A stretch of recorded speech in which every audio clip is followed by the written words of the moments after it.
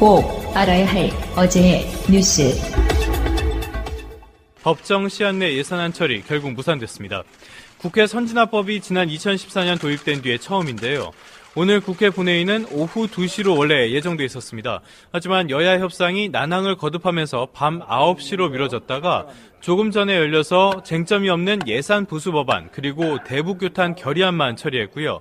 예산안은 따로 다루지 않고 조금 전에 정회했습니다. 여야는 일단 모레 오후에 다시 본회의를 열어 예산안을 처리하기로 합의했습니다. 지난달 17일 선체 지작물 세척 과정에서 유골을 찾고도 곧바로 알리지 않아 은폐 의혹이 불거졌고 장관이 고개를 숙였습니다.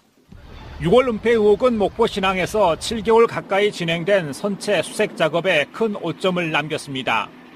현재 선체 수색 작업은 수색 인력을 투입해 더 수색할 만한 공간이 없어 사실상 중단된 상태입니다. 현장 수습본부는 안전상 접근이 어려운 세월호 최하층 기관구역 일부를 제외한 선체 대부분의 수색을 마쳤습니다. 이에 따라 수습본부와 선체 조사인은 당분간 작업을 중단하고 내년 3월 선체를 바로 세운 뒤 인력이 안전하게 들어갈 환경이 확보되면 수색을 재개할 계획입니다. 다만 내년 3월 전이라도 미수습자 가족 등의 수색 재개 요청이 있으면 이를 최대한 반영할 방침입니다.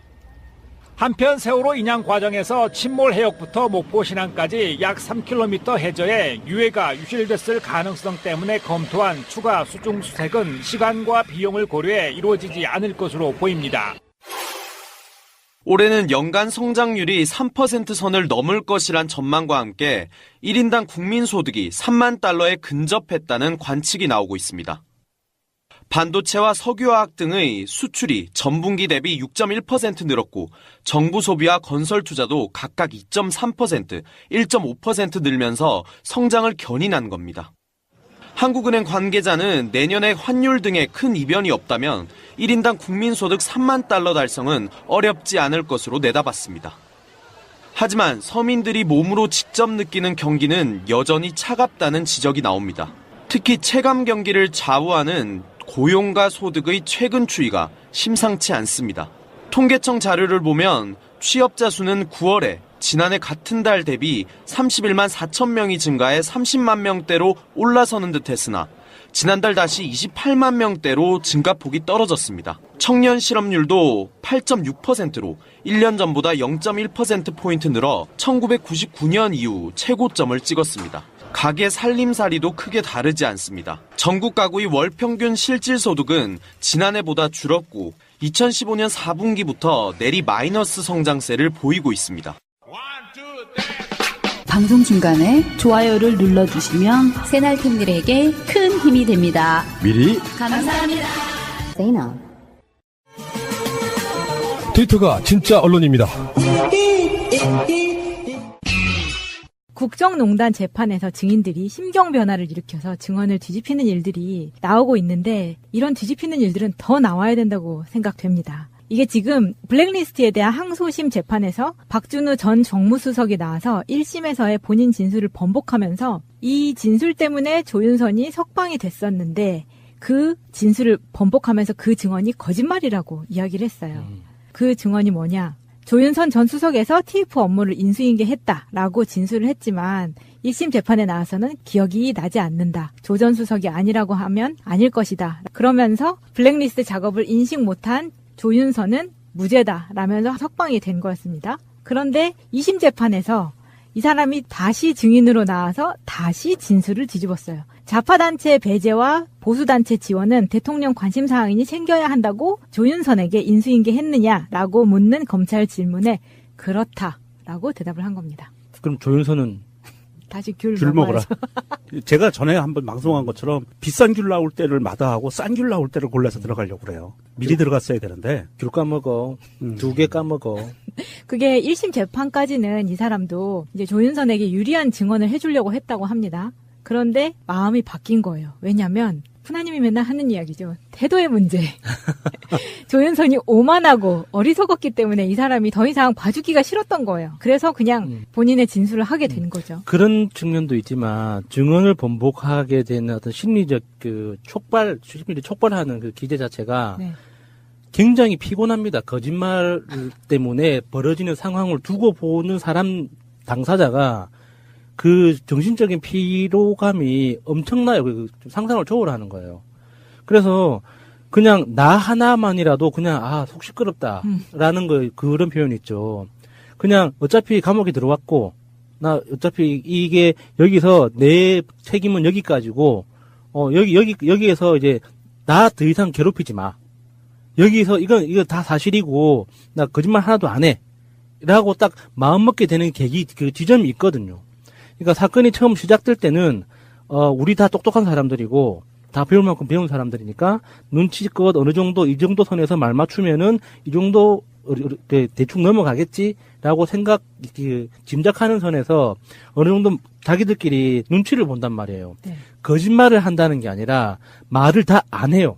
그냥 있는 대로 다 까놓는 게 아니라 그냥 여기까지만 하면은 검찰이 알아서 수사를 하겠지라고 짐작하는 그 선까지만 이야기를 하는 거거든요.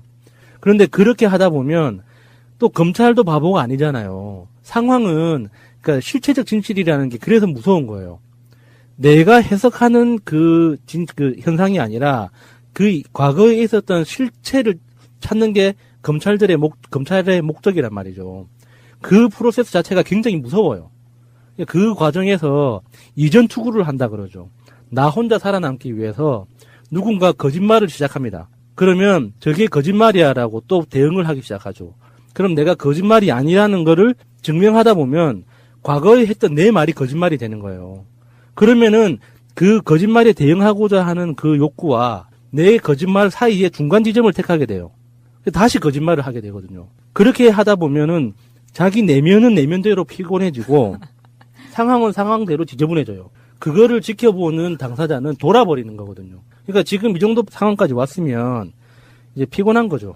모르겠다. 이렇게 되는 거죠.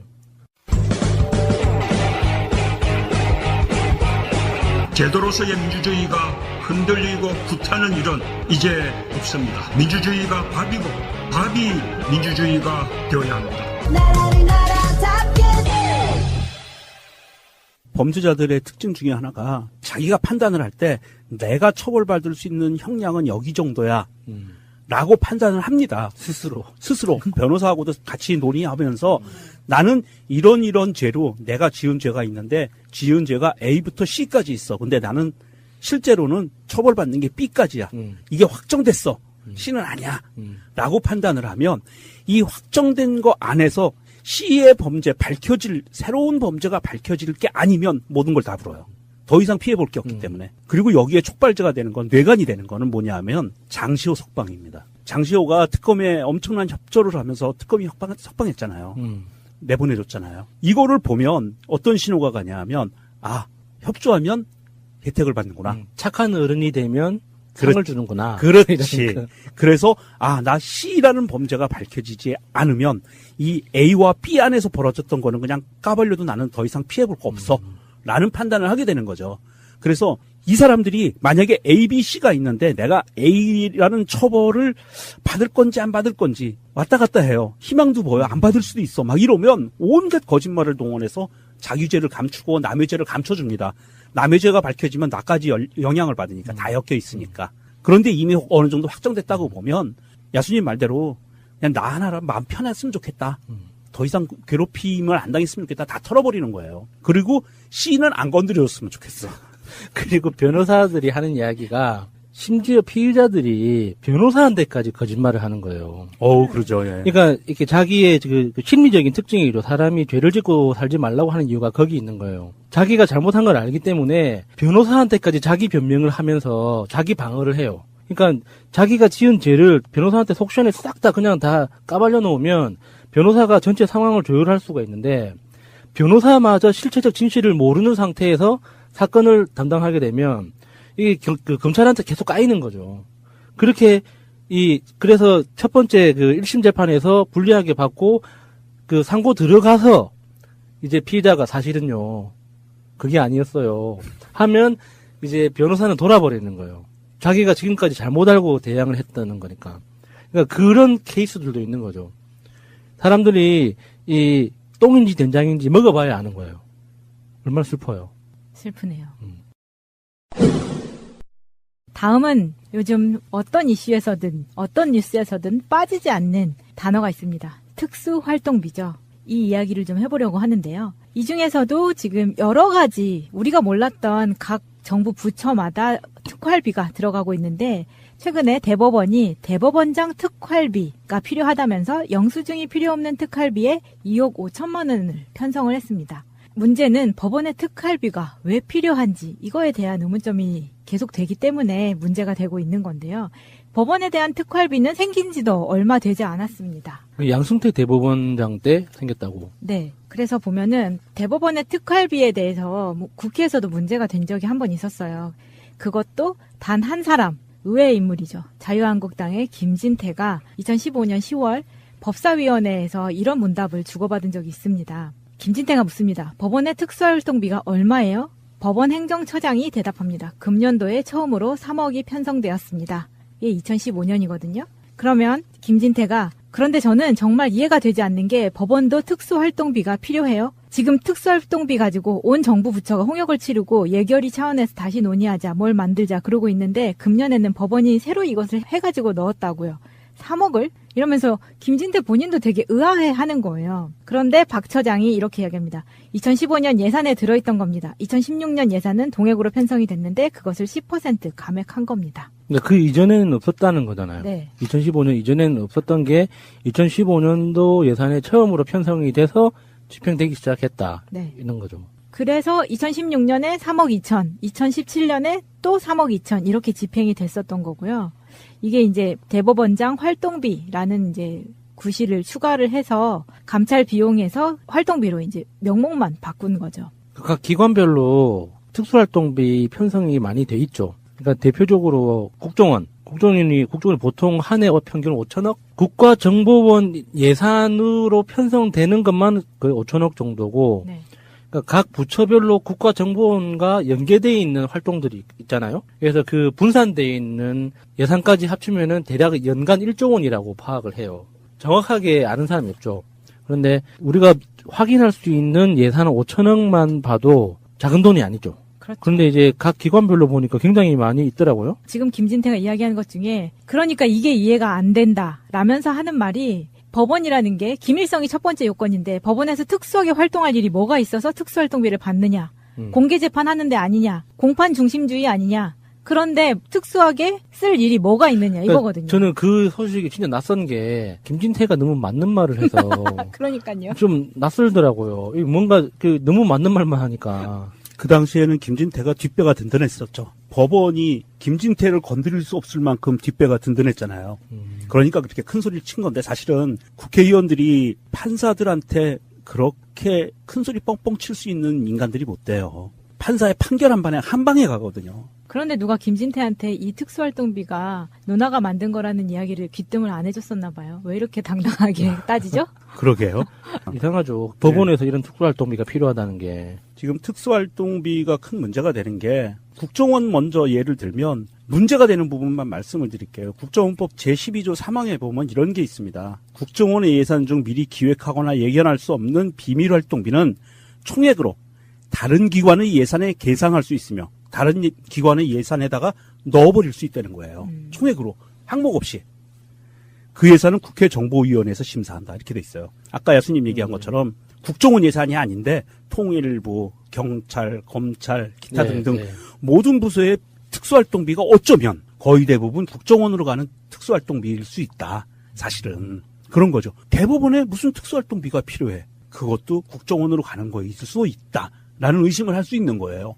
왜냐하면 누구도 그 실체를 모르기 때문에 그런 예상을 할 수 있는 거고요. 사실은 이 특수활동비 문제가 좀 심각한 게 대법원에 대한 특수활동비만이 문제가 아니라 대한민국의 정부에서 지금 2018년도 특수활동비는요. 전년도에 비해서 박근혜 때에 비해서 18.7% 줄어들었어요. 그래서 전반적으로 특수활동비를 18.7%를 줄였기 때문에 국정원 제외하고요. 그래서 그나마 바람직해진 거예요. 그런데 정말 우스운 거는 뭐냐면 우리가 특수활동비의 고전적인 개념은 국정원, 법무부, 검찰, 경찰 이런 그 수사와 비밀이 필요한 부서, 외교부 이런 데서 필요한 게 특수활동비인데 전혀 이거하고 상관없는데 에서 특수활동비를 편성하고 있다는 거예요. 이런 게 정말 큰 문제인 게 특수활동비는요. 첫 번째 예산 집행이나 예산 심사에서 제외되는 항목이에요. 이게 국회가 갖고 있는 것은요. 고유의 권한이 예결산이잖아요. 네. 예결산이 국회의 가장 큰 무기잖아요. 그런데 이 국회의 칼날에서 비껴가 있는 거예요. 그 비껴갈 수 있는 게 국회도 특수활동비가 잡혀 그렇죠. 있으니까. 국회도 많이 갖고 있죠. 어마어마하게 갖고 있고. 그래서 이 부분이 왜 문제가 되냐 하면 사실은 우리나라는 대의 민주주의 국가예요. 직접 민주주의보다는 국회의원을 뽑아서 대통령을 뽑아서 민주주의를 실현하는 나라거든요. 그러면서 국회의원을 뽑은 이유는 예결산을 철저히 해달라. 국민이 낸 세금으로 인해서 국가 재정이 돌아가는 것을 감시해달라고 해줬는데 특수활동비란 명목으로 해서 어마어마한 돈이 매년 이 감시의 사각지대에 들어가게 만들어 놓는 거예요. 근데 필요한 부분이 있죠. 네. 반드시 필요한 부분이 있어요. 국정원, 뭐 검찰, 경찰, 법무부, 외교부에서도 필요해요. 네. 이러한 반드시 필요한 부분 또 청와대에도 있죠. 청와대에도 필요해요. 그런데 이 필요한 부분 외에 전혀 필요하지 않은 부서에까지 특수활동비를 배정하는 것은 국민이 주권을 갖고 있는 대한민국의 헌법의 법치 이념에 완전히 반대편에 서 있는 거거든요. 그러니까 그런 데까지 배정을 하다 보니까 그게 지금 뭔가 다 노출이 된 상태에서 그 악화가 양화를 구축한단 말을 이런 데서 정말 뼈저리게 느낀다는 게 작년까지만 해도 그렇게 펑펑 썼는데 그게 문제가 되니까 이번에 문재인 정부에 들어서면서 아까 18.7% 감소했다고 하셨잖아요. 이걸 숫자로 보면 740억 정도예요. 엄청 많다고요. 그럼 우리는 뭔가 좀 해보려고 하는데 지금 돈이 더 많이 들어가야 되는 상황임에도 불구하고 줄여줘야 된다는 거죠. 말씀하신 대로 가장 큰 액수의 활동비가 예산이 편성된 데가 국방부하고 경찰청인데 작년 대비해서 334억 그리고 271억 이렇게 또 감소를 했어요. 그러니까 전체적으로 다 축소하고 감소하고 그런 거잖아요. 그러면서 특활비 자체가 굉장히 받으면 안 되는 돈인 것처럼 자유한국당 쪽에서는 토론 프로 나올 때마다 그런 식으로 공격을 하고. 특활비 자체의 문제도 있지만 법원에 왜 그게 필요하냐는 그 본질적인 질문인 거죠. 네. 그리고 그동안 우리가 몰랐지만 특수활동비가 그 정기적으로 지급되는 그 기관 중에 대표적인 게 국회. 저 또 이번에 처음 알았는데 미래창조과학부가 매년 58억 정도의 특수활동비가 있대요. 그걸로 뭐 했어요? 정말 이해가 안 돼요. 그리고 국세청이 왜 특수활동비가 필요할까요? 그리고 감사라는 그 활동 자체가 공개적인 거잖아요. 뭐 은밀하게 사람을 뭐 추적하고 뭐 뒷조사하고 하는 게 아니잖아요. 대부분 감사라고 하면은 서류 감사가 99%인데 그 특수활동비가 왜 필요하냐는 거죠. 그리고 만약에 그냥 우리가 그 너무나 전문적인 분야이기 때문에 특수활동비가 필요하다고 주장한다고 쳐. 그 기관에서. 그러면 왜 증빙이 없어도 되는 그런 눈먼 돈처럼 쓰냐 이거죠. 자기들이 정당하게 쓸 수 있는 거잖아요.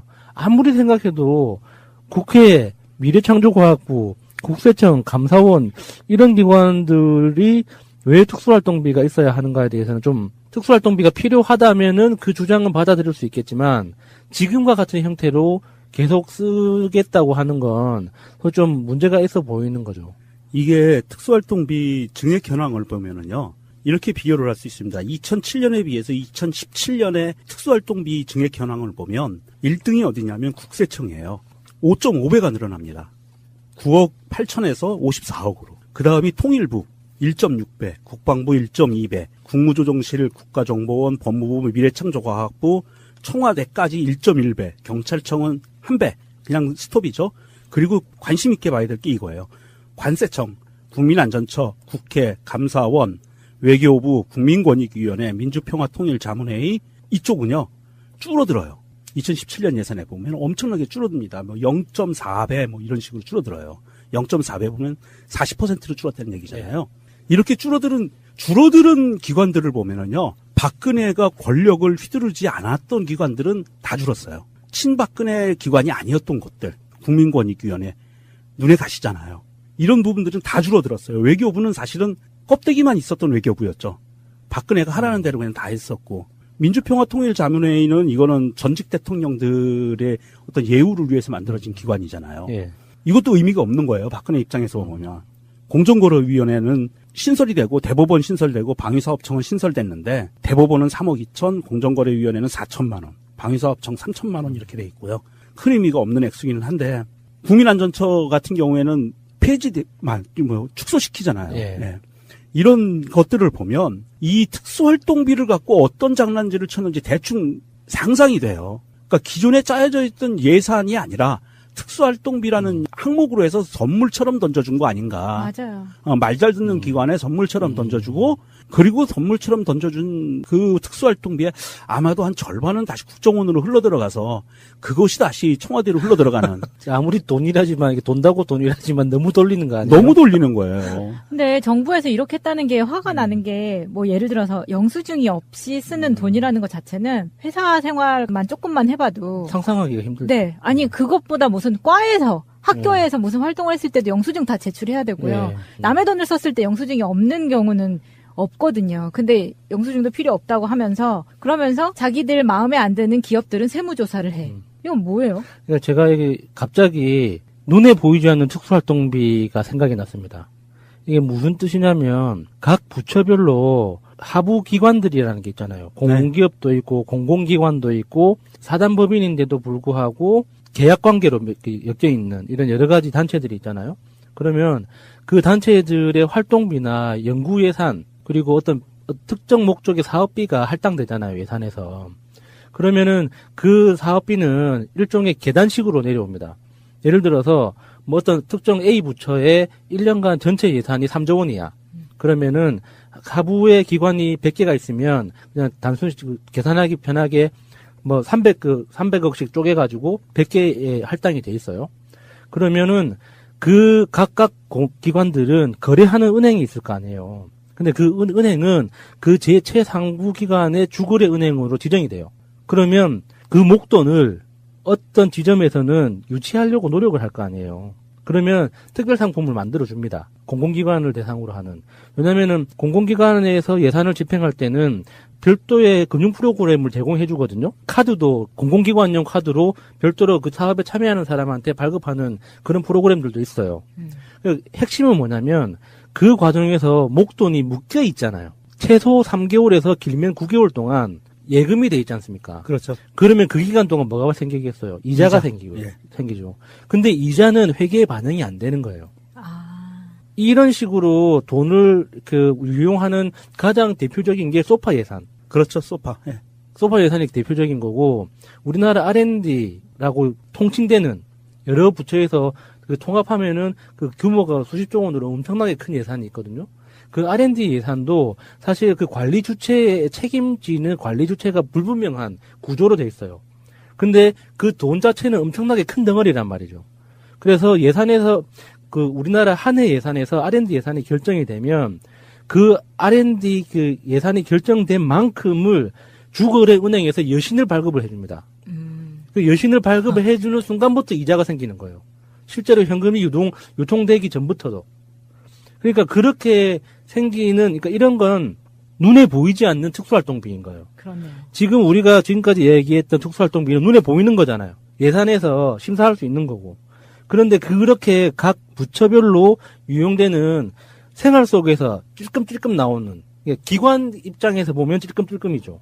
근데 우리가 보기에는 한 달 이자가 몇 천만 원이고 몇 억이에요. 그렇죠. 그게 작은 돈은 절대 아니잖아요. 그런 것들도 회계에 반영해서 들여다볼 수 있는 어떤 제도와 장치가 있어야 될 거예요. 이 지금 그 특수활동비가 가장 큰 문제가 되는 것은 사실은 아까도 말씀드린 것처럼 이런 내용입니다. 국회는요, 국민의 재산권을 보호해야 되는 기관이에요. 국민의 재산권을 보호해야 되는 기관인 국회와 또 세금이 어떻게 쓰이는지, 이게 잘못 쓰이는지 잘 쓰여지는지를 감시해야 되는 감사원까지 특수활동비를 사용한다는 거예요. 아무런 제약 없이. 이것은요, 정말 고양이에게 생선 맡긴 꼴밖에 되지 않고요. 선진국에서는 100만 원만 세금 없이, 영수증 없이 잘못 써도 이건 그냥 가잖아요. 네. 그런데 우리나라는 그냥 몇천억, 뭐 이런 거를 그냥 우습게 쓰는 거예요. 영수증 없이. 청와대 발령받았다고 1억을 들고 갔다잖아요. 그러니까요. 그게 말이 돼요, 그게. 이거는 정말 이 대한민국 공직자들의 도덕 불감증을 극대화시키는 방법 중에 하나고요. 나라를 썩게 만드는 가장 지름길 중에 하나가 돈의 노예를 만들어버리는 거예요. 그래서 공직자들은, 대한민국의 공직자들은요, 청렴의 의무도 있어요. 반드시 지켜야 되는 게. 그런데 그거에 배치되게 만들어버리는 게 어떻게 보면 특수활동비라는 그런 항목이 공무원들이 청렴하지 않게 만드는 또 지름길일 수도 있어요. 이런 부분들을 앞으로는 올해 18.7% 감액했다고 하니까 사실은 이 특수활동비라는 항목 자체를 고정적으로 만들어 놔야 돼요. 각 부처별로 만약에 법무부에 필요하다 그러면 법무부의 특수활동비는 정말 특수활동비, 수사에 필요한 건 얼마, 그리고 나머지 뭐 문구류, 잡비 뭐 이렇게 해가지고 항목을 나눠서 예산 편성을 해야 되고요. 대법원에서도 정말 필요하다 그러면 그게 어떤 항목에 필요한 건지, 지금에 나와 있는 거 보면 특수활동비 아니거든요. 쓰임새가. 그렇죠. 예, 그러니까 정말 특수활동비라면 그 항목에 맞게 예산을 편성하고 해서 이 그냥 특수활동비라는 명목으로 뭉뚱그려지는 이런 현상은 이제는 없어야 되겠다. 예, 맞습니다. 이런 생각입니다. 그걸 위에서부터 지금 정리를 해 나가고 있는 것 같은데, 문재인 정부 대통령 비서실 특수활동비 자체를요, 2016년에는 184억이었는데 2017년에 162억 예산을 잡았었어요. 2018년 문재인 대통령께서는 112억으로 토탈 31% 감소화시키셨어요. 청와대는 늘려야 되는데. 그러니까요. 이게 지금 괜히 손해보는 느낌입니다. 네, 여기까지 특수활동비에 대한 이슈를 살펴봤습니다. 정권 연장을 위한 싱크탱크 29번째 시간입니다. 오늘도 굉장히 특별한 이야기가 나올 것 같습니다. 자, 일단 나오신 분들 소개해드리겠습니다. 자, 퀴즈맨 서정우님. 네, 반갑습니다. 오늘 날씨가 굉장히 따뜻합니다. 네. 실제로 얼굴도 잘생겼죠. 예. 느끼한 목소리죠. 예. 네. 대학교 때 제 우편함에 항상 여자들한테 편지가 쌓여 있었어요. 밤에 그 전화 통화로 달달한 목소리 들으면 아주 잠이 잘 오겠어요. 뭐 하여튼 뭐 목소리 좋다는 얘기는 워낙 많이 듣고 살아서요. 네. 자, 공개구원 한번 하십시오. 네? 공개구원이요. 아니, 전혀 준비가 안 된 상태에서 공개구원하면 망신당합니다. 늘 마음속으로 준비를 하고 다녀야죠. 네. 글쎄요, 다음번에 제가 준비해서 재밌게 한번 해보겠습니다. 예, 싱글이죠? 네. 확실하게 싱글이죠? 네. 숨겨둔 애인 없죠? 숨겨둔 애인은 아직 없습니다. 네. 숨겨야지 이제 생기면. 그럼 공개된 애인 있어요? 숨겨둔 애인도 없고 공개된 애인도 없잖아. 내가 알기로 없던데. 아, 그때 이상희 대표님이 하나 소개시켜준다 그랬는데 안 시켜주시네요. 한번 찾아봅시다. 정작 정말 복지국가 소사이어티가 해야 될 일은 서정우 씨를 연애 또는 결혼 복지로 이끄는 거라고 생각합니다. 일 너무 많이 시키지 마시고요. 저 결혼하면 반드시 둘을 낳겠습니다. 뭐 아동수당 20만 원 받으려고? 네. 제가 날 때쯤이면 아마 수당이 더 올라가지 않았을까요? 예. 그럼 30만 원. 네. 지금 국가에 충성하고 있는 분 소개해드리겠습니다. 자녀 수로만 보면 그렇습니다. 일산 다산의원 원장님이시고 복지국가 소사이어티의 운영위원장님이신 우리 이상구님. 예, 반갑습니다. 이상구입니다. 자녀분이 몇 분이시죠? 예, 셋입니다. 네. 능력자예요. 하나가 남잖아요. 최소한 둘이 결혼했으면 둘 남면 유지, 하나 더 나오면 증가 이런 거잖아요. 네. 애국하고 계십니다. 두 분 같이 하면 쌤쌤인 거죠. 예. 저는 까먹고 있습니다. 네. 자, 복지국가 소사이어티의 체계바라.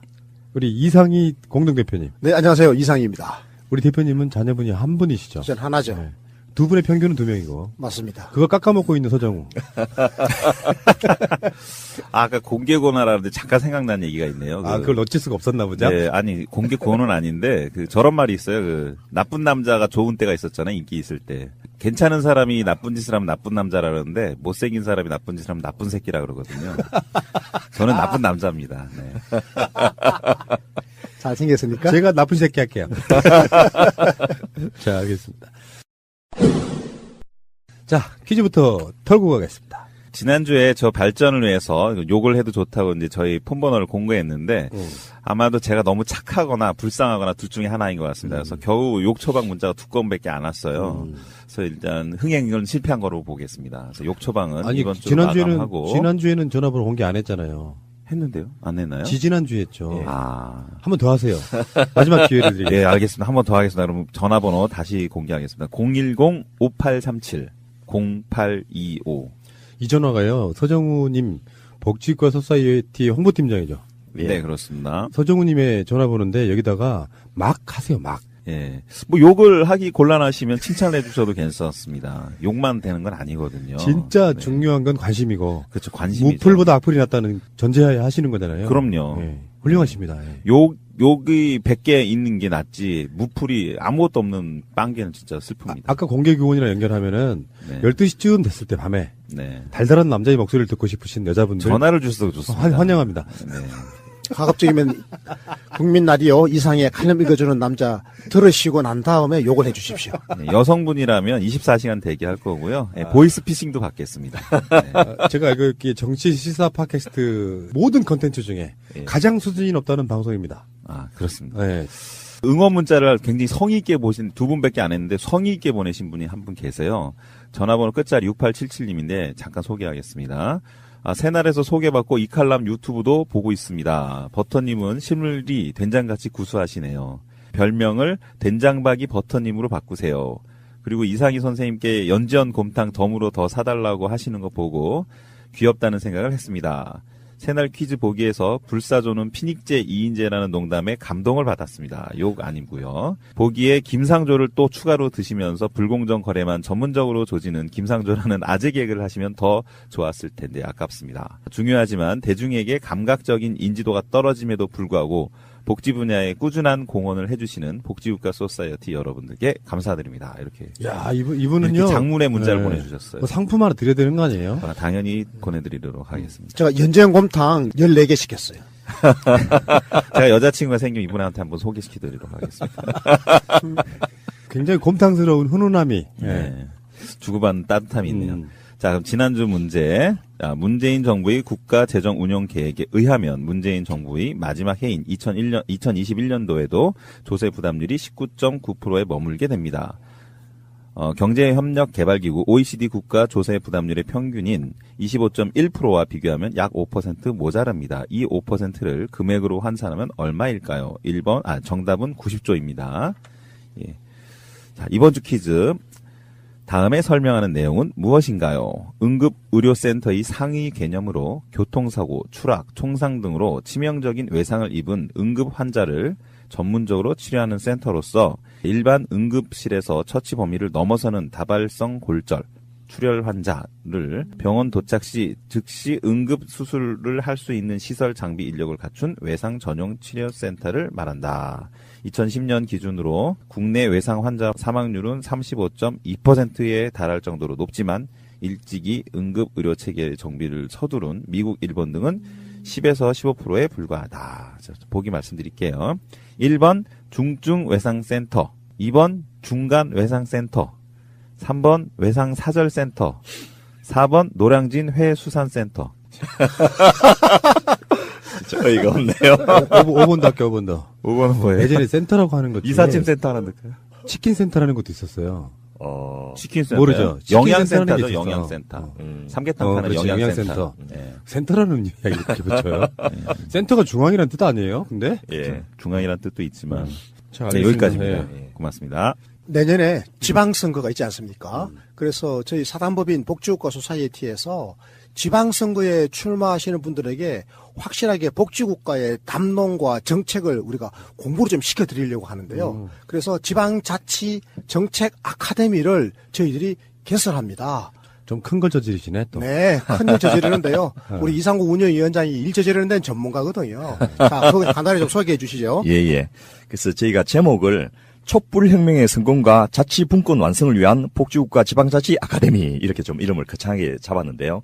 실제로 지금 겨우 우리가 그 추운 겨울날 광화문 촛불시위를 통해서 얻은 게 대통령 한 명을 이제 바꾸는 건데 그 다음 차례는 이제 지방정부 권력을 바꿔야 됩니다. 그리고 지금 호남 지역이나 영남 지역에서 각각의 특정 정당들이 그 다수의 지방자치단체장을 하고 있지만은 사실은 양쪽이 별 차이가 없거든요. 촛불혁명을 통해서 국민들이 원하는 거, 문재인 대통령이 그야말로 연방제 수준의 그 지방자치 분권을 하겠다라는 것은 전혀 지금과는 다른 개념이라는 거죠. 그래서 그런 것을 그러면 당에서 좀 만들어줘야 되는데 당이 너무 바빠가지고 그냥 조그만 아카데미를 단기적으로 하지만은 체계적으로 준비해서 하지 못하더라. 그래서 이 촛불혁명을 뒤에서 그 도왔던 시민사회 단체들, 우리 복지국가 소사이어티와 또 그 나라살림연구소라고 지방정부 재정을 오랫동안 부서해온 전문기관이 있습니다. 그쪽하고 주식회사 브레인파크라는 데는 지방정부의 그 어떤 성장 발전 전략을 계속해서 10년 동안 이 자문을 하다 보니까 엄청난 데이터베이스를 구축하는 데가 있고요.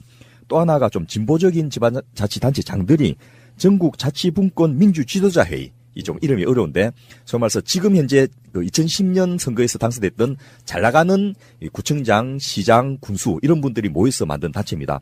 이런 4개 단체가 연합을 해가지고 촛불혁명의 성공을 이어갈 수 있는 지방정부를 그 수립하자. 또 연방제 수준의 자치분권 국가를 건설하자. 무엇보다도 이미 지금 민주당 소속의 지방자치단체장들 중에 굉장히 잘하는 분들이 많거든요. 그러니까 새로운 걸 만들어내지 말고 이미 지역에서 해갖고 성공한 사례들을 확대하고 전파하고 공유할 수 있는 그런 시스템을 만들자. 그리고 이 민주당 내에 지금 여러 파벌들이 서로 싸우다 보니까 지금은 경선이 곧 당선이다. 이런 행태를 해갖고 엄청나게 이 열기가 높고 이미 이제 후보들이 거의 확정되다시피 한 곳도 꽤 많은데요. 그런데 당은 이 여러 개파들이 있다 보니까 하나의 단일한 교육 프로그램을 만들어내지 못하고 있는 거예요. 광역당에서 공천권을 가지다 보니까 광역당마다 아카데미는 하는데 그게 막 미어터집니다. 단체장이 한 명도 없는 울산 같은 경우에도 수십 명이 그 200명 가까운 인력들이 그 아카데미를 한다니까 막 몰리거든요. 그만큼 관심이 있다는 건데 문제는 거기서 정치 아카데미를 하고 끝난다는 거죠. 자, 그래서 예. 누가 대상자 어떤 분들이 수강 신청해야 됩니까? 예. 일단 저희가 12월 20일까지 접수를 받을 거고요. 그냥 접수 받는 게 아니고 그 면접을 통해서 또 어려우면 전화 통화나 그 사전 검증을 통해서 일단 그 선발을 해서 한 100명 정도를 선발해서 거의 한 5주 동안 집중 교육을 매주 수요일마다 4강 내지 5강씩을 집중적으로 시킬 예정입니다. 그리고 그 강의에는 현재 뭐 추미애 당대표나 또 박원순 시장님이나 또 성남 이재명 시장님이나 또 안희정 지사님이나 이런 나름대로 그 민주당 내에서 개파를 행사하고 계신 이런 분들이 직접 나와서 강의도 해주실 거고요. 그다음에 지방정부에서 성공 사례를 갖고 계신 성북구 청장님이나 또 노원구청장님 같은 이런 분들도 나와서 말씀을 직접 해주실 거고 또 선거 전문가들 이 각 분야에서 선거 전략을 어떻게 할 것인지를 전공으로 연구한 이런 분들도 강의 프로그램에 참여해갖고 실속 있는 강의를 준비하고 있고 또 여기에 수강하면 특징도 굉장히 많습니다. 예를 들면 저희가 공통공약을 만들어줄 테니까 이거 수용하면 우리 복지국가 후보 인증사업으로 이분에게 복지국가 후보 인증서를 드릴 거예요. 또 나라살림연구소가 분석해주는 그 자기들 소속에 출마하고자 하는 지방자치단체의 재정을 분석해주는 그런 것도 해드릴 거고요. 필요하면 전문 컨설팅을 제공을 해드릴 예정입니다. 예, 그런 다양한 특징을 들리고 또 그 언론사들도 조인트 해가지고 이 아카데미 전 과정을 취재하고 후보들을 취재해서 달라진 지방정부 어떻게 만들어야 될 것인지를 계속해서 보도해 줄 거라서 여기 오는 것만으로도 일단 50점 거저먹고 들어간다. 예. 그러니까 이제 지방정부의 수장이 되고자 하시는 분들이죠. 단체장이 되고자 하시는 분들 또. 예. 단체장 반도 있고 또 지방의원 반도 있습니다. 지방의원님. 예. 그래서. 광역기초. 예. 그리고 또 꼭 본인이 뭐 단체장이나 그 광역이나 기초의원이 아니어도 지방정부에 관심 있는 분들 또 그 캠프에 같이 일하고 싶은 분들. 참모가 되시고자 하는 분들. 그렇죠. 그러고 참모로서 뛰고 나중에 그 정부를 구성할 때 각 파트에 들어가서 일하실 분들 같이 오셔서 들으면 굉장히 좋을 것 같습니다. 지방정부의 수권 세력이 되고자 하는 모든 분들은 다 우리 수강생이 되실 수 있다. 그래서 통합반은 이제 5주 동안 집중적으로 매주 강의를 하고요. 그 다음에 단기 특강으로 단체장반하고 지방의원반은 1박 2일로 합숙을 통해서 그 추가로 더 들을 수 있도록 이렇게 할 예정입니다. 민주주의의 궁극적인 목적은 복지가 아닐까요? 예. 그 복지를 빨리 앞당기기 위해서 김대중 대통령은 지방자치를 우리 국민들에게 선물로 주셨죠. 예. 단식 투쟁을 통해서 얻은 성과물입니다. 그래서 자기 자신의 출세가 아니고 국민을 위해서 다른 건 몰라도 복지 정책에 대해서만큼은 기본적인 컨텐츠로 갖추고 있어야 된다. 그렇습니다. 그래서 우리가 복지국가 후보로 인정을 하고 열심히 도와드리고 그래서 지방 분권 시대가 앞으로 문재인 정부에서 더 활짝 열릴 수 있도록 우리가 힘을 합쳐야 되겠습니다. 알겠습니다. 많은 분들의 참여 바라겠습니다.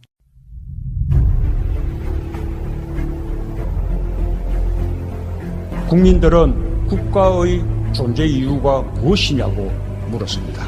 어려울 때 국가가 든든하게 지켜주고 있다는 믿음을 주어야 합니다. 그것이 국가의 존재 이유입니다. 청와대 홈페이지에 국민청원 및 제안, 거기에 권역외상센터에 대한 추가적이고 제도적이고 환경적이고 이런 인력 지원 등등의 청원에 참여한 인원이 23만 명이 도달하는 일종의 사건이 발생했는데요. 그러니까 우리 방송을 계속 들으셨던 분들도 뭐 대부분 다 아시는 이야기겠지만 이 설명을 다시 한번 해주시기 바랍니다. 이성구 박사님. 예. 청와대에서 20만 건 이상의 청원이 있으면 청와대가 답을 하겠다라고 이렇게 공언을 했는데 한 달 안에. 예, 한 달 안에 뭐 최근에 몇 가지 사안들이 20만 건을 넘어서고 있는데요.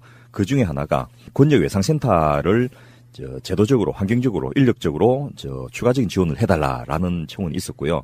그 제안자들의 청원 이유는 소말리아 피랍 사건이라든지 또 최근에 있는 북한군의 판문점 기순 사건이라든지 또 경주 포항 지진 같은 여러 가지 대량 재난 사건들이나 중증 외상 환자들이 발생한 사건들이 계속해서 발생하고 있는데 우리나라에서는 아직 이 중증 외상 환자들에 대해서 그 제대로 된 대처를 안 하고 있으니까 이런 부분이 제대로 대처될 수 있도록 지원을 해달라라는 요구였고요.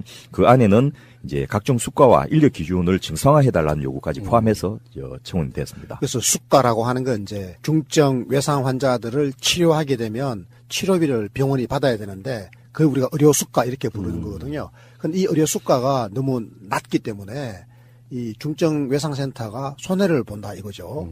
그리고 또 인력도 너무 많이 모자라 가지고 이 전문가를 제대로 배치하기가 너무 어려운 거죠. 특히 간호사 인력도 많이 부족해요. 그러면 이거 좀 용어 정리 좀 해주세요. 권역외상센터라는 용어도 나왔고 개념은 비슷하겠지만 중증외상센터라는 게 이제 통칭해서 하는 말 같고요. 이걸 좀 먼저 설명을 좀 해주세요. 이 부분을 정비한 게 제가 당에 이 정책 전문위원을 할 때입니다. 2002년도에 이 응급의료법을 개정하면서 이런 부분을 정비를 다 했고 무엇보다도 이제 그에 소요되는 재원을 마련해주던 그런 역할을 했는데요. 일단 시스템을 먼저 말씀드리면 국가중앙 이제 응급의료센터가 있고 그 밑에 광역별로 권역별 응급의료센터가 있고 또 그 밑에 지역 응급의료센터가 있고 이런 식으로 이제 체계적으로 나눠지게 돼 있고 그 응급의료센터 중에서도 이제 외상, 중증 외상 질환을 보는 센터가 있고요. 또 응급의료센터 중에서도 뇌심혈관계 질환을 보는 센터들을 또 정부가 따로 두게 돼 있고 또 소아 집중치료실을 운영하는 그런 센터도 따로 특화해서 두게 돼 있는 그런 상황입니다. 그래서 사실은 지금 관심이 되고 있는 중증외상센터는 전체적인 응급의료센터 중에 한 부분이고요.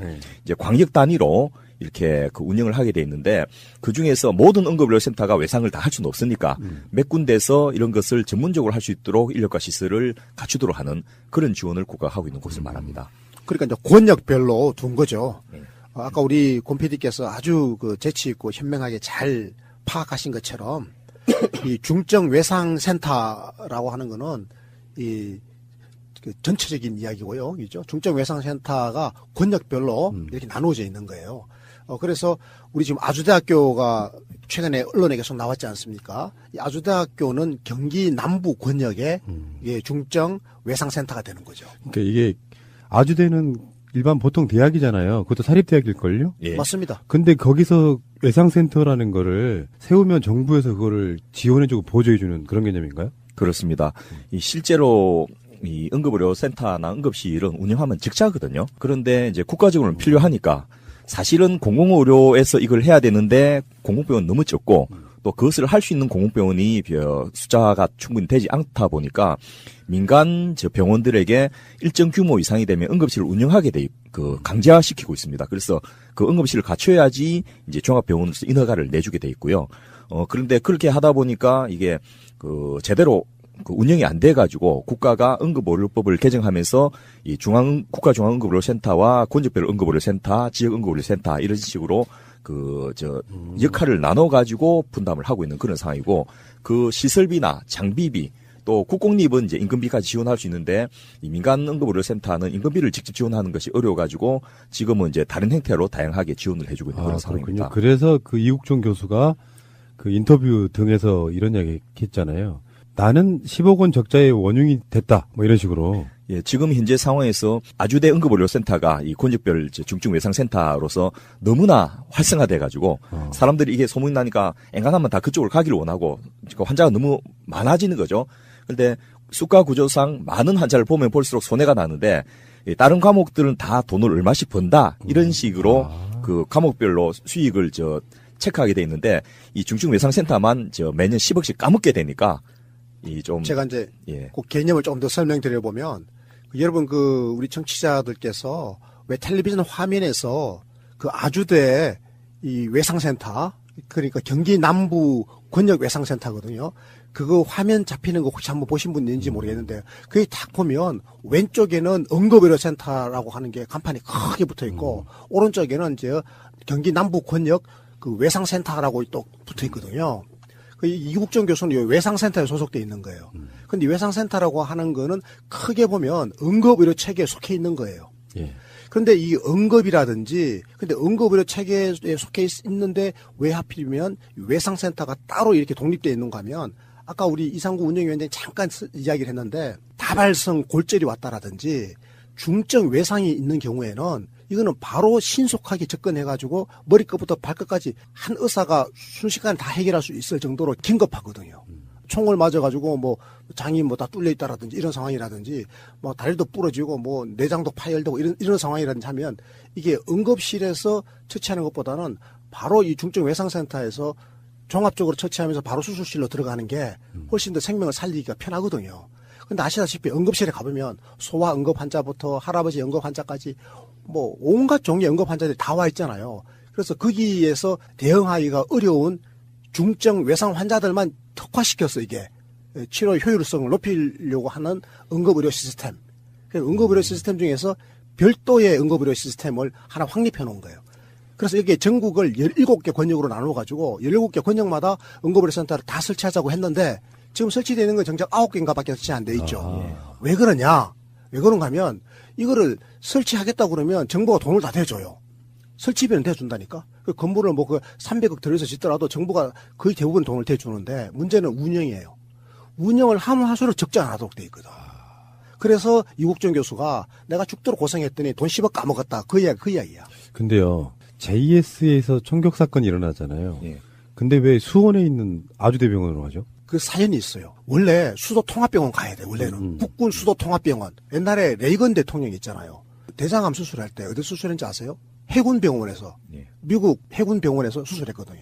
그 미국은 이 군진 의료가 하버드 대학 병원보다 더 우수하다고 그래요. 최고 병원입니다. 그런데 우리나라는 이 군진 의료가 빵점이에요. 빵통 이런 빵통이 없어요. 그래가지고 그 환자를 데리고 만약에 국군 수도통합병원 가면 이 환자 죽어 바로. 그러니까 이국정 교수가 옛날에 군하고 인연이 있어요. 군에서 뭐 인연이 있어가지고 그쪽에서 의뢰를 한 거예요. 이국정 교수가 그 분야에는 상당히 굉장히 전문가인가 보죠? 최고 전문가로 인정을 받았죠. 옛날에 석혜균 맞죠? 선장님. 그 이야기 좀 해주세요. 그분을 이분이 살린 거죠. 소말리아 피어 사건 때? 그렇죠. 이상희 교수님이 이제 빵점이라고 했는데, 현실로서 맞는데, 사실 또, 국군 수도 통합병원에 계시는 선생님들이나 또 군진 의료 종사하신 분들 좀 그게 가슴 아플 건데요. 제가 이제 국방부와 같이 군진 의료를 어떻게 정상화시켜야 될 것인가에 대한 연구도 이제 몇 년을 했었어요. 그래서 우리나라 이 국방 의료 시스템에 대해서도 뭔가 할 말이 굉장히 많은데, 그것도 한번 기회를 주시면 다음번에 말씀드리겠습니다만은, 일단은 중증외상센터 부분이 이제 국민청원이 되니까 복지부에서 권덕철 차관님께서 즉시 지시를 내렸어요. 중증외상센터의 문제점이 개선될 수 있도록 개선 방안을 마련하라라고 이제 그 기자들한테 말씀을 했고, 또 실무자인 진영주 보건복지부 응급의료 과장이 권 차관의 지시에 따라서 이 외상학회와 외상센터와 만나가면서 불합리한 사안에 대한 이제 의견을 수렴을 하고 있다. 그래서 첫째는 수가를 개선하겠다. 두 번째는 급여 기준을 개선하겠다. 왜냐하면 처치를 많이 해주면 다 깎아버리니까 그런 부분을 개선하겠다. 세 번째로 심사 기준을 조속한 시일 내에 개선하겠다. 이렇게 그 답을 했기 때문에 실제로 이 부분은 일정 정도 개선은 일단 될 것으로 예상을 하고 있습니다. 제가 약간 해명해야 되는데 내가 군진 의료가 빵점이다 이런 이야기 했던 거는 시설이나 장비가 빵점이라는 게 아니에요. 국방부가 돈은 많잖아요. 우리 지난번에 예산 봤잖아요. 국방부 예산 올해 우리 문재인 정부 첫 번째 예산안에서도 복지 예산 다음으로 높이 올라간 게 국방 예산이었잖아요. 보수 정부 때보다 훨씬 더 높아요. 국방 예산 증가율이. 우리는 국방을 이렇게 튼튼하게 하고자 하는 정부잖아요. 그러니까 인프라 시스템은 잘 깔아가지고 시설이나 장비는 우수해요. 근데 문제는 뭔가 하면 인력인데요. 그게 인력이 의사들이 오래 있으려고 하질 않아요. 거기 있는 의사들이 대부분 다 군의관들인데 군의관들은요. 전문의 따고 바로 가가지고 3년 근무하고 바로 또 돌아와 버려요. 그러니까 실력이 축적이 안 되는 거예요. 석혜균 교수를 치료했던 이국정 교수 같은 사람이 거기에 계속 있으면서 실력을, 노하우를 축적해야 되는데, 제대해가지고 저 집에 가버린다니까요? 저거 원래 있던 병원으로? 그러니까 이게 문제인 거예요, 지금. 그러면 처우나 대우만 좀 잘 되면 머물 그려진도 많을 거 아니에요? 근데 그 민간 병원은 못 따라가는 거예요. 그러니까 여러 가지 조건을 맞춰줘야 되는데, 그래서 지금 나오는 이야기가 군진 의료를 위한 별도의 인력 양성 체계를 만들어야 된다.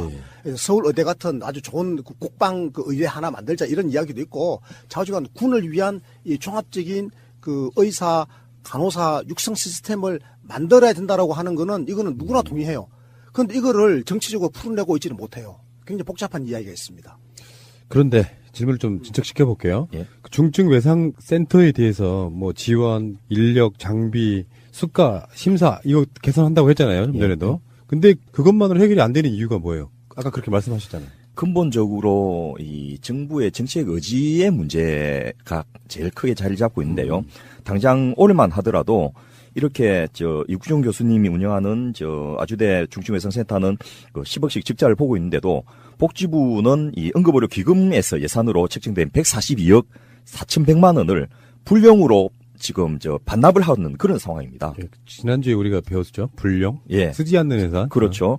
그래서 중증 외상 전문 치료 체계 구축 사업에 사용돼야 될 돈이 101억인데 외상센터에 관련된 그 응급학과 전문의나 이런 사람이 있어야지 이 돈을 줄 건데 외상센터들이 그 인력을 못 구하고 있으니까 그 돈을 못 줘가지고 반납을 해버린 거고, 거꾸로 외상센터 입장에서는 돈을 주면 우리가 고용하겠다 이렇게 이야기하는 거고, 뭐 이런 식의 이 닭이 먼저냐 달걀 먼저냐 일 업무가 계속되고 있는 겁니다. 그러니까 의사들이 이거 안 하려고 그러는 거예요. 그리고 보면 이국정 교수는 우리에게는 고마운 사람입니다, 사실은. 뭐 그분의 잘못에 대해서 뭐 논쟁이 있었잖아요. 그거 다 떠나서 어쨌건 그분이 중증 외상 분야를 선택해 준 거는 우리 국민 입장에서 고마운 거예요. 아무도 이걸 안 하려고 그래, 이 분야. 너무 힘들고 고되고 잠도 못 자고, 그리고 이거 상대적으로 수입이 적어요. 두 분이 의사시잖아요. 네.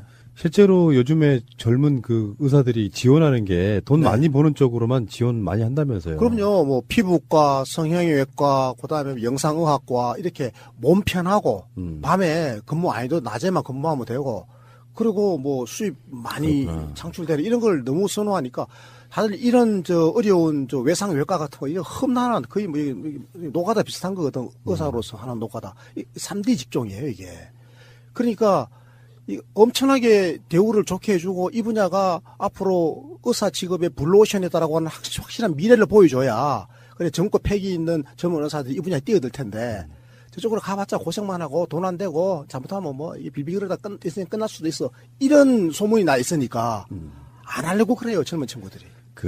제가 알고 있기에 정형외과, 흉부외과, 산부인과 뭐 이런 데가 대부분 그런 곳이죠. 그렇죠. 가장 대표적인 게 흉부외과. 그래서 사실은 이 중증 외상 분야에서 가장 혁혁한 공로를 세우고 일을 하는 사람들이 흉부외과 의사하고 그다음에 일반외과 의사들이에요. 예전에 드라마로도 한번 나왔던 것 같은데 흉부외과 이야기. 네. 근데 지금 의료 응급 체계에 대해서 아까 얼핏 지나가는 말로 우리 운영위원장님께서 나랑 연관이 있어 이렇게 얘기했거든요. 제가 좀 했어 사실. 설명 좀 해주세요. 예. 자랑 좀 해보게. 제 자랑은 아니고요. 제가 의사로서 정책을 하면서 굉장히 관심을 많이 기울였던 부분 중에 하나가 이제 응급의료 체계였는데요. 제 자신이 일단 응급실에 근무를 많이 해봤고, 특히 심지어는 레지던트 하면서도 월급이 작고 애 우유가 벌어야 되니까 그 응급실 당직을 때때로 서누면서 정말 그 참혹한 현상들 많이 봤거든요. 그리고 무엇이 문제인지를 정말 뼈저리게 느꼈고, 그래서 이제 김대중 대통령을 모시고 그 새천년 민주당의 정책 전문위원을 할 때 응급의학 학회하고 같이 해가지고 응급의료 체계를 좀 바꿉시다라는 이제 논의를 하고, 그때 마침 국회 보건복지위원장님이 김태홍 의원님이셨어요. 전 의원님이시죠. 잘 아신 대로 말지 발행인이셨고 굉장히 진보적인 언론인이셨는데 광주 북구 소속으로 출신으로 이제 국회의원 되셔서 보건복지위원회를 하실 때 또 마침 그때 이 허윤정 보좌관이라고 아주 뛰어난 보좌관도 계셨고 지금 이분이 아주대 교수로 가 계십니다. 그래서 그분들의 도움을 받아가지고 응급의료 체계를 전면적으로 개편하자. 제일 큰 문제는 돈이 없는 거다. 그리고 제가 직접 느껴본 바로도 응급은 돈이 안 되는데 이 돈이 안 되는 것을 민간병원에 하라고 무조건 강요하는 것은 말이 안 된다. 그래서 필요한 부분은 국가가 하도록 하자. 이제 이렇게 생각을 했고요. 또 그것을 위해서 예산을 따로 만들라니까 이 뭐 다른 부분의 예산에 비해서 이게 더 심각하다 이런 게 별로 말이 안 먹히는 거죠. 그래서 여러 분야를 찾다가 자동차 교통환경 개선 특별 해결한 걸 찾아냈어요. 뭐냐면 신호 위반하든지 교통사고 나면 범칙금 받는 거 있지 않습니까? 그로 예산을 그 기금을 만들어놨는데 딱 보니까 사람 살리는 것보다 교통환경 개선에서 더 중요한 게 어디 있느냐. 그래서 사람 살리는데 먼저 씁시다 이렇게 해가지고 그 돈은 그동안에 경찰청이나 그 법무부 쪽에 이 사법윤선짓고 뭐 이런 거 한때 주로 쓰던 거였어요. 서초동 검찰청사 있을 때 그 돈에 들어갔는데요. 그래서 그 법무부를 관장하는 위원회가 아닌 보건복지위원회에서 방망이를 쳐버렸어요. 자동차 교통환경 개선 특별회계의 20%는 무조건 응급의료기금으로 진출한다. 그러니까 집권당의 전문위원이 그 경찰, 검찰에 쫓겨가지고 집에도 못 들어가고 국회 소회장 야인침대 갖다 놓고 살고 막 이런 식으로 하면서 정말 고생을 해가지고 그걸 만들어냈어요. 그래서 매년 400억 원씩이 이제 응급의료 기금으로 주어지니까 10년이면 4천억이지 않습니까? 이 돈으로 앞서 말씀드렸던 대로 전국적인 응급의료 체계를 만드는 걸 시작을 했었어요. 이 권역별로 17개 광역시도에는 권역별 응급의료 센터를 만들고 그 밑에 기초지자체에는 지역 응급의료 센터를 만들고 이 특히 권역별 응급의료 센터는 대학병원들 같이 큰 병원들에 만들어줬거든요. 그래서 지금은 전국 어디든지 대도시 가면 그 지역에 있는 가장 큰 대학병원에 응급의료 센터란 권역별 응급의료 센터란 큰 이제 간판이 붙어 있고 또 건물을 심지어는 새로 짓기도 하고 이렇게 한 모습을 봤는데 문제는 이 우리가 집권을 그러고 나서는 연장을 못했지 않습니까? 그렇죠. 그래서 건물을 짓고 장비를 사주고 이거는 다 했어요. 지금도 계속하고 있습니다. 그런데 응급실에 근무하는 응급의료 시스템을 개선하는 데 가장 핵심적인 게 결국 인력이거든요. 응급학과 전문의와 응급실 근무하는 간호사들의 월급을 챙겨줘야 되는데 이것을 주려니까 민간병원은 어떻게 국가 돈을 줍니까? 이런 문제가 생겨버린 거예요. 그래서 국공립병원에는 이제 그에 해당되는 인력에 대한 인건비를 더 지원할 수 있었는데 민간병원에는 그걸 지원을 다 못 해주는 거예요. 그러니까 두 번째로 수가를 개선해야 되는데 그까지는 저희가 직군을 못 해버렸던 거죠. 그게 그 공공영역에 있어서의 버스라든지 지방에 있는 노선들 있잖아요. 그렇습니다. 적잖아도 보존해 주잖아요. 예. 왜 이건 해주면 안 될까요? 맞습니다. 그리고 이거는 하면 바로 사망률을 팍팍 줄일 수 있거든요. 그런데 이제 예를 들면 뭐 과별 형평성 문제 뭐 이런 식의 그 문제들이 많이 있고 결국 그다음 정부들이 그런 부분에 대해서 별로 관심을 기울이지 않은 거죠. 정치적 관심이 좀 떨어진 거예요, 사실은. 처음에 시작할 때는 우르르르 해가지고 시작했다가 몇 년 지나고 나니까 이제 여론에서도 별로 관심이 없고 하니까 서서히 잊혀진 거죠. 그러니까 이게 사람 중심의 정치를 하려고 하다가 정권이 뺏기고 나니까 사회적 관심도 없고 뭐 실제로 별로 이렇게 의미도 없다고 생각하는 세력들은 이제 계속해서 예산을 깎아내는 그쪽으로 갔다고 보는 게 맞을 것 같아요. 그러고 또 아주 재미난 일이 벌어졌는데 그렇게 난데없이 응급으로 이쪽에 돈을 뺏겠다 생각하는 이 권력이 있는 부서에서는 특히 이전 정부에서는 굉장히 그 부서들이 이 말을 잘 들어가고 힘이 셌지 않습니까? 이 응급의료 기금을 줄이기 시작한 거예요. 교통환경 개선에 들어가는 돈들이 그래서 매년 처음에는 8%씩 증가하다가 나중에는 마이너스 3%, 마이너스 20%, 마이너스 25% 이렇게 점점점 줄어드니까 응급의료 기금이 동이 난 거죠. 그러니까 그때 이제 2009년도 전재희 장관님께서 이분이 조금 아주 열심히 하셨던 분이신데 그러면 교통환경 개선 특별회계뿐만 아니고 도로교통법상 과태료 수입의 20% 이렇게 법을 바꿔주셨어요. 그래서 다시 응급실에 지원할 수 있는 응급의료 기금을 추가 전입하는 응급의료법 개정안을 통과시켰고 이걸 통해서 다시 이제 예산들이 늘어나게 됐습니다. 완전한 대한민국 문재인과 손잡고 다시 하나 되는 우리 대한민국 끊지 마세요. 끊지 마세요. 그러니까 지금 이 돈이 많이 있어요. 돈이 없는 게 아니에요. 우리 곰PD께서 오늘도 운전하고 가시다가 신호 위반해가지고 범칙금을 무시면 그게 20%는 응급의료 기금으로 옵니다. 그러니까 이게 꽤 수입이 많아요. 그런데 문제는 이 돈이 용처가 딱 정해져 있거든. 용처가 정해져 있어서 이 돈을 가지고 지금 유국정 교수가 있는 그 아주대 병원 외상센터에 근무하는 간호사를 한 명 더 고용하라고 인건비 지원해 주는 거는 지금 이제 안 하고 있는. 지금 딱 정부에서 방침을 정해놓은 거는 의사, 외상을 전담하는 의사 한 명을 고용할 때 연봉 1억 2천만 원 정도를 지원해 주는 거. 그것만 지금까지는 이제 법정화돼 있었고요. 나머지 지원은 지금 없어요. 그러니까 그것만 가지고는 안 되겠다라는 거예요. 그리고 실제로 그러면 그 돈이 다 집행됐느냐? 집행 못 되고 돈이 남아 도는 거야. 왜냐니까 그 돈 갖고는 이걸 하겠다는 의사를 구할 수가 없는 거예요, 아직까지는. 그러면 여기서 약간 좀 새는 질문 하나 드릴게요. 저도 꼬맹이가 응급실을 간 적이 있어요. 뭐 팔이 빠진다든가 이래갖고. 응급실은 비싸잖아요. 근데 이제 문재인 케어랑 연관해서 응급실을 가면 건강보험에 이렇게 적용되게 해주는 뭐 그런 건 없어요? 건강보험에 적용이 다 되죠. 다 되는데 그런데 문제는 응급실에서는 비용이 많이 발생해요. 그런데 수가가 생각보다 낮아요. 응급의료 수가가. 그러니까 병원들이 그런 환자를 진료하면 할수록 손해를 보도록 돼 있어요, 지금. 그러니까 응급실을 키우려고 하질 않아요. 그럼 뭐를 키우려고 그러냐? 전부 다 뭐 미용, 성형, 뭐 돈 많이 버는 그 외래 진료 이런 것만 자꾸 더 하려고 그러고 정작 이렇게 환자들에게 생명을 구하는데 꼭 필요한 이런 과목들 있잖아요. 대표적인 게 응급실, 중환자실 이런 거거든요. 그런 거는 병원이 투자를 잘 안 하려고 그래요. 아주 죽게끔 아프지 않으면 응급실 안 가잖아요. 지금도 이렇게 돈이 더 비싸다고 생각해서. 그렇죠. 그 왜 안 해주는 거예요? 그거는 이제 조금 그 생각을 자기가 응급실 갔을 때 그때 상황만 봐서는 안 되고 응급실 전체의 상황들을 좀 봐야 되는데요. 일반 분들이 이제 미국 드라마, 미드라고 하죠. 뭐 ER이나 그레이 아나토미 또 코드 블랙 이런 게 응급실 주제로 하는 드라마들인데 거기서는 막 어마어마하게 그 바쁘게 움직이고 막 힘들게 그 수술까지 하고 막 이렇게 하는 일들이 벌어진데 그거는 미국이라는 나라가 보편적인 건강 보장이 안 돼 있는 상황에서 또 총기를 자유롭게 허용하게 하지 않습니까? 그러다 보니까 총상 환자가 굉장히 많은 거예요. 그래서 뭐 시카고 메디컬 센터나 이제 LA에 있는 응급의료 센터 같은 경우는 거대한 구조를 하고 있고 연간 예산이 거의 조 단위 가까운 몇 천억을 쓰고 있는 그런 상황이거든요. 한 병원의 그 응급실이. 그런 곳하고 우리나라를 직접 비교하기는 좀 어렵고 또 제가 이제 유럽 쪽에서 이렇게 다녀보니까 예를 들면 그 대학병원 응급실인데 굉장히 조용해요. 그래서 가가지고 보니까 간호사하고 의사들 모여 앉고 채팅을 하고 있는 거예요. 그래서 아니 뭐 응급실 왜 이렇게 조용합니까 했더니 거꾸로 저를 이상하게 쳐다보면서 여기는 대학병원 응급실입니다.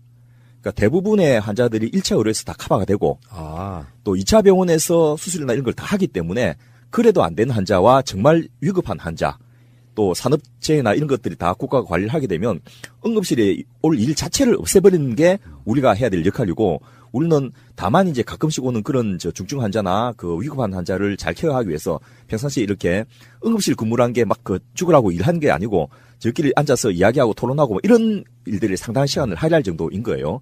근데 우리나라는 그런 환자도 오지만은 예를 들면 입원을 하기 위해서 이렇게 대기하고 있다가 응급실 가면 좀 빠르다 싶으니까 그렇게 오는 분도 있고 여러 명이 섞여 있다 보니까 일반인들이 느끼는 상황에서는 응급실이 빨리 안 해주고 무슨 복도에 환자 눕혀놓고 또 불친절을 한다 이런 느낌도 갖게 되고요. 또 정작 근무하는 사람 입장에서는 돈도 안 되는데 인력이나 시설을 많이 갖추지 못하니까 응급실 병상은 한정돼 있거든요. 그러니까 일이 굉장히 힘들다고 느끼고 특히 제일 중요한 것은 업무 강도인데요. 단위 시간당 처리해야 될 업무 자체가 우리나라가 굉장히 많습니다. 같은 응급실에 근무한다 하더라도. 그리고 예를 들면 여러분 좋아하는 미국 드라마 보면 응급실 근무하면서도 연애도 하고 막 그 놀도 가고 그러지 않습니까? 공연도 보러 가거든요. 그런데 우리나라에는 응급실 근무하는 사람은 그걸로 인생 끝입니다. 그 모든 것을 다 포기하고 거기에만 매달려야 되는데 그래도 좀 좋은 병원은 하루 근무하고 한 이틀 정도는 쉬게 해주는데 여러분이 선호하시는 미국 드라마에 보시면 그분들은 이제 24시간 풀로 근무하시거든요. 그런 다음에 거의 5일을 쉽니다. 그게 정상적인 근무라고 생각하는 거죠. 그러니까 12시간씩 잘라서 하면 이게 업무의 연속성이나 집중도가 떨어지니까 단위 환자당 그 의사나 간호사 숫자를 많이 한 것뿐만 아니고 그분들의 근무 강도를 너무 로딩이 세지 않도록 낮춰주는 거죠. 소위 말해서 쪽수를 많이 해주면 한 명당 해야 될 일 숫자가 줄어드는 거거든요. 그런데 그렇게까지 따라가기에는 너무나 아직은 열악한 상태이고 또 국민들이 우선은 자기가 급하니까 1차 의료, 2차 의료에서 제대로 역할을 안 해주니까 무조건 3차 응급실 가가지고 개기는 거죠. 그럴 수밖에 없는 상황에서 또 정부 입장에서는 응급실 수가를 본인 부담을 특히 너무 낮게 해주면 병원들은 이 자꾸 응급실로 환자를 오게 유도하는 이런 일도 생기다 보니까 이게 총체적으로 섞여가지고 어느 하나만을 고치기 어려운 그런 상황인 겁니다. 이제 이건 이제 시스템적으로 좀 정리를 좀 해줄 필요가 좀 있겠네요. 예. 이런 이슈가 발생했을 때 관심을 받지 못하던 분야가 다시 관심을 받으면서 고쳐지는 건 저는 바람직하다고 생각해요. 네. 그리고 이 응급의료 체계의 상황에 대해서 일단 우리나라는 전체 응급실을 이용하는 환자 숫자가 거의 한 700만 내지 800만이 됩니다. 1년에요? 그러니까, 예. 그러니까 너무나 많은 사람들이 국민 6명당 1명이 응급실을 이용하고 있다. 이렇게 하니까. 그래서 응급실을 건강보험에서 이렇게 케어를 해주면 예. 훨씬 더 많아지는 경우도 있죠, 솔직히. 그리고 실제로 응급실에 오지 않아야 될 분도 오게 하는 그런 또 유인 효과가 발생할 수도 있기 때문에 정부 입장에서도 함부로 늘리지 못하는 그런 어려움이 있는 거예요. 대표적으로 우리 주위에 보면은요, 이게 독감이라 그래서 막 열나고 그러면은 응급실 가서 링겔 맞고 온다고 이런 분들 많죠. 그런 분들은 사실 그 다음날 가도 되잖아요. 그렇죠. 그래서 그게 아까 우리 이상우 운영위원장이 자꾸 미국 이야기하니까 한마디 하겠는데 그 미국 그게 좋은 게 아니에요, 사실은. 이상우 원장이 자꾸 좋은 것처럼 이야기하니까 환상을 깨려고 하는 건데. 예. 왜 안 좋은 건가 하면 너무 비싸요. 미국에서는요, 응급실 한번 갔다 오면요, 어떻게 되는 줄 아세요? 치료비가 수백만 원 나옵니다, 진짜로. 그렇지. 그거를 깜빡 까먹고 있었네요. 수백만 원 정도가 아니에요. 그 탤런트 그 이름 누굽니까? 그 뇌경막 출혈 있어가지고 탤런트 그 응급실에 실려가지고 수술하고 왔던 거 5억 6억 지불하라고 그러잖아요. 며칠 만에 6억을 내라고 그래요. 그러니까요, 이게 엄청나 비쌉니다. 그래서 완전히 미국에서 아프면 응급실 실려가잖아요. 그럼 그 진료비는 상상을 초월하는 겁니다. 뇌수술을 받았던 안재욱입니다. 당시 병원비가 5억 원으로 알려져 있습니다. 근데 그 진료비를 내야 돼요. 내야 되는데 근데 안 낼 수 있는 방법이 하나 있어요. 돈 없다 그러면 돼요. 그러면 미국 정부가 실제로 돈이 없는 사람 이제 조사를 해봐요. 진짜 돈이 없잖아요? 그럼 안 내도 돼요. 그럼 미국 지방정부가 어떻게 하든 해결합니다. 자선을 끌어오든 그 사회복지사가 들어붙어서 다 해결해요. 그런데 돈 있는 사람이 거짓말 치잖아요? 그럼 다 밝혀내가지고 악착이 다 받아내요. 엄청난 돈을 지불해야 되는데요. 우리 대한민국에는요, 이 응급의료 수가가 지금 굉장히 낮잖아요. 비용이 낮아요. 그러니까 사람들이 자꾸 응급실로 가는 거예요. 낮에 그냥 가서 동네 의원 가도 될 거를 버티고 있다가 밤에 열난다고 응급실 애를 데리고 와요. 이거는 응급실을 정말로 우리가 잘못 이용하는 거죠. 응급실은 진짜로 응급 환자들을 위해서 비워놔야 되는 자리야. 말 그대로 응급이에요. 특히 중증 외상센터는 그중에서 더 그런 거예요. 그래서 제가 그 응급의료법을 개정하고 나서 2002년 이전과 또 그 응급의료법이 개정된 이후에 이 우리나라 그 예방 가능 사망률, 응급실에 오는 환자들 중에서 이제 살릴 수 있는 사람들 중에서 얼마나 죽는가를 봤더니 그 이전인 99년 데이터를 보니까 50.4%였습니다. 살릴 수 있는 사람 중에 반이 죽더라는 거죠. 그런데 2003년도에는 39.6%로 줄었고 2006년도에는 32%로 한 20%가 줄은 거예요. 그런데 문제는 이 다른 선진국들은 이게 15 내지 20%선밖에 안 되거든요. 결국 응급의료 체계를 제대로 갖추면 요만큼을 더 살릴 수 있다는 이야기죠. 그래서 이것을 이제 개선하자는 요구들이 지금 국민들로부터 빗발치듯이 나오고 있는 건데요. 문제는 이것의 원가 보존율이 우리나라는 응급실 같은 경우에 전체 평균 한 68.8%, 소위 말해서 환자를 보면 한 그 30% 정도는 손해를 보게 돼 있는 거죠. 그래요. 물론 그거는 권역별 응급의료센터는 한 87%가 되지만은 지역 응급의료센터는 67%고 그 응급의료 기관은 한 52% 돼가지고 작은 병원일수록 손해가 더 많이 나는 이런 구조로 되어 있습니다. 그리고 또 필요한 응급의료 관련된 인력 확보율이 권역별 응급의료센터는 그래도 한 87.5% 정도 되는데 지역은 86%고 이 지역 응급의료 기관은 한 74%밖에 안 되는 거죠. 그러다 보니까 나머지 26%의 그 로딩을 현재 있는 사람들이 그 오버로딩으로 커버를 해야 되다 보니까 힘들 수밖에 없는 거고, 특히나 이런 것이 이 개별로 응급의료 기관들 간의 차이도 있지만은 지역별로 차이가 굉장히 큽니다. 86개 군 단위 지역 중에는 응급의료 기관이 없는 데가 43개나 된다는 겁니다. 반이 응급실이 하나도 없는 그런 상황이 되어가지고 울산같이 이제 대도시 지역에는 응급 환자가 발생할 경우에 사망률이 전국 평균보다 1.08로 더 높은데 이 또 광주 같은 그래도 꽤 대도시임에도 불구하고 이 호남은 차별이 이런 데도 굉장히 나타나는데 0.5%. 그러니까 다른 지역보다 반이나 더 죽게 되는 이런 상황들이 벌어지더라는 겁니다. 이것도 특정한 시점에서 이런 것도 해야 돼라고 알려주는 사건처럼 느껴져요. 그렇습니다. 그러니까 어떤 흐름에서 이거를 잘 받아가지고 이 흐름 속에서 개선을 하지 않으면 나중에 언젠간 또 터질 문제 같은 그런 느낌이네요. 2012년 박근혜 정부 시기에 이 문제가 이제 굉장히 계속해서 뭐 이것뿐만 아니고 계속해서 대량 재난 사건들이 우리나라에 연이어 일어났지 않습니까? 그래서 복지부에 마침 이제 똑똑한 과장님이 한 분 계셨어요. 지금은 질병관리본부장을 하시는 정윤경 과장님 계실 때 이분이 응급의료 과장을 하실 때 이 전체적인 응급의료 체계를 개편하는 국가 응급의료 기본 계획안을 만들었습니다. 그래서 정말 열심히 해가지고 국민이 중심이 되어서 믿을 수 있는 응급의료 체계를 구축하자 이런 목표로 해갖고 2013년부터 2017년 그 한 5년 동안의 기간 동안에 그 1조 원을 투입하겠다. 그래서 예방 가능한 사망률을 35%에서 20%로 줄이고 또 심정지 환자가 생존해서 태어날 확률을 현재는 그때 당시에는 한 3.4%밖에 안 됐는데 이건희 같은 분이죠. 그것을 8.2% 이상으로 높이고 중증 응급 환자가 그 측정 시간 내에 응급의료 기간 도달 확률을 65% 이상으로 높이는 이런 그 구체적인 계획을 가지고 각 단계별로 응급의료를 개선하는 이런 안을 만들었고 그것을 위해서 해마다 돈을 투입을 400억씩 해가지고 5년 동안 2천억을 투입하는 것을 확정을 했습니다. 그런데 문제는 이게 제대로 이행이 안 돼버린 거죠. 왜요? 첫째, 관심이 없으니까 집행하는 과정에서 방금 말씀드렸듯이 응급의사 구하면 돈 줄게요. 한데 저 돈 주면 응급의사 구할게요. 이렇게 씌울다가 매년 100억씩 반납해버린 거예요.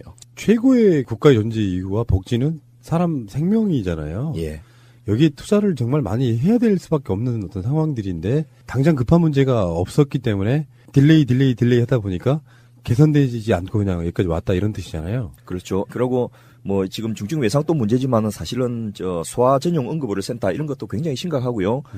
최근에 뭐 이건희 회장이 그 쓰러졌을 때 마침 그 자택에서 한남동 자택에서 그 밑에 있는 그 특정 대학병원까지의 이송 거리가 이 10분 안에 순천향대학병원 예, 있잖아. 예. 순천향대학교 한남병원에 10분 안에 이송했기 때문에 그분이 살아났거든요. 그러니까 그거 굉장히 중요한 포인트예요. 예. 제일 중요한 게 사실은 환자가 발생했을 때 응급의료기관까지 몇 분 만에 도착하느냐. 이게 굉장히 중요한 거거든요. 제일 그 시초를 다투는 게 이게 심혈관 질환이에요. 심정지.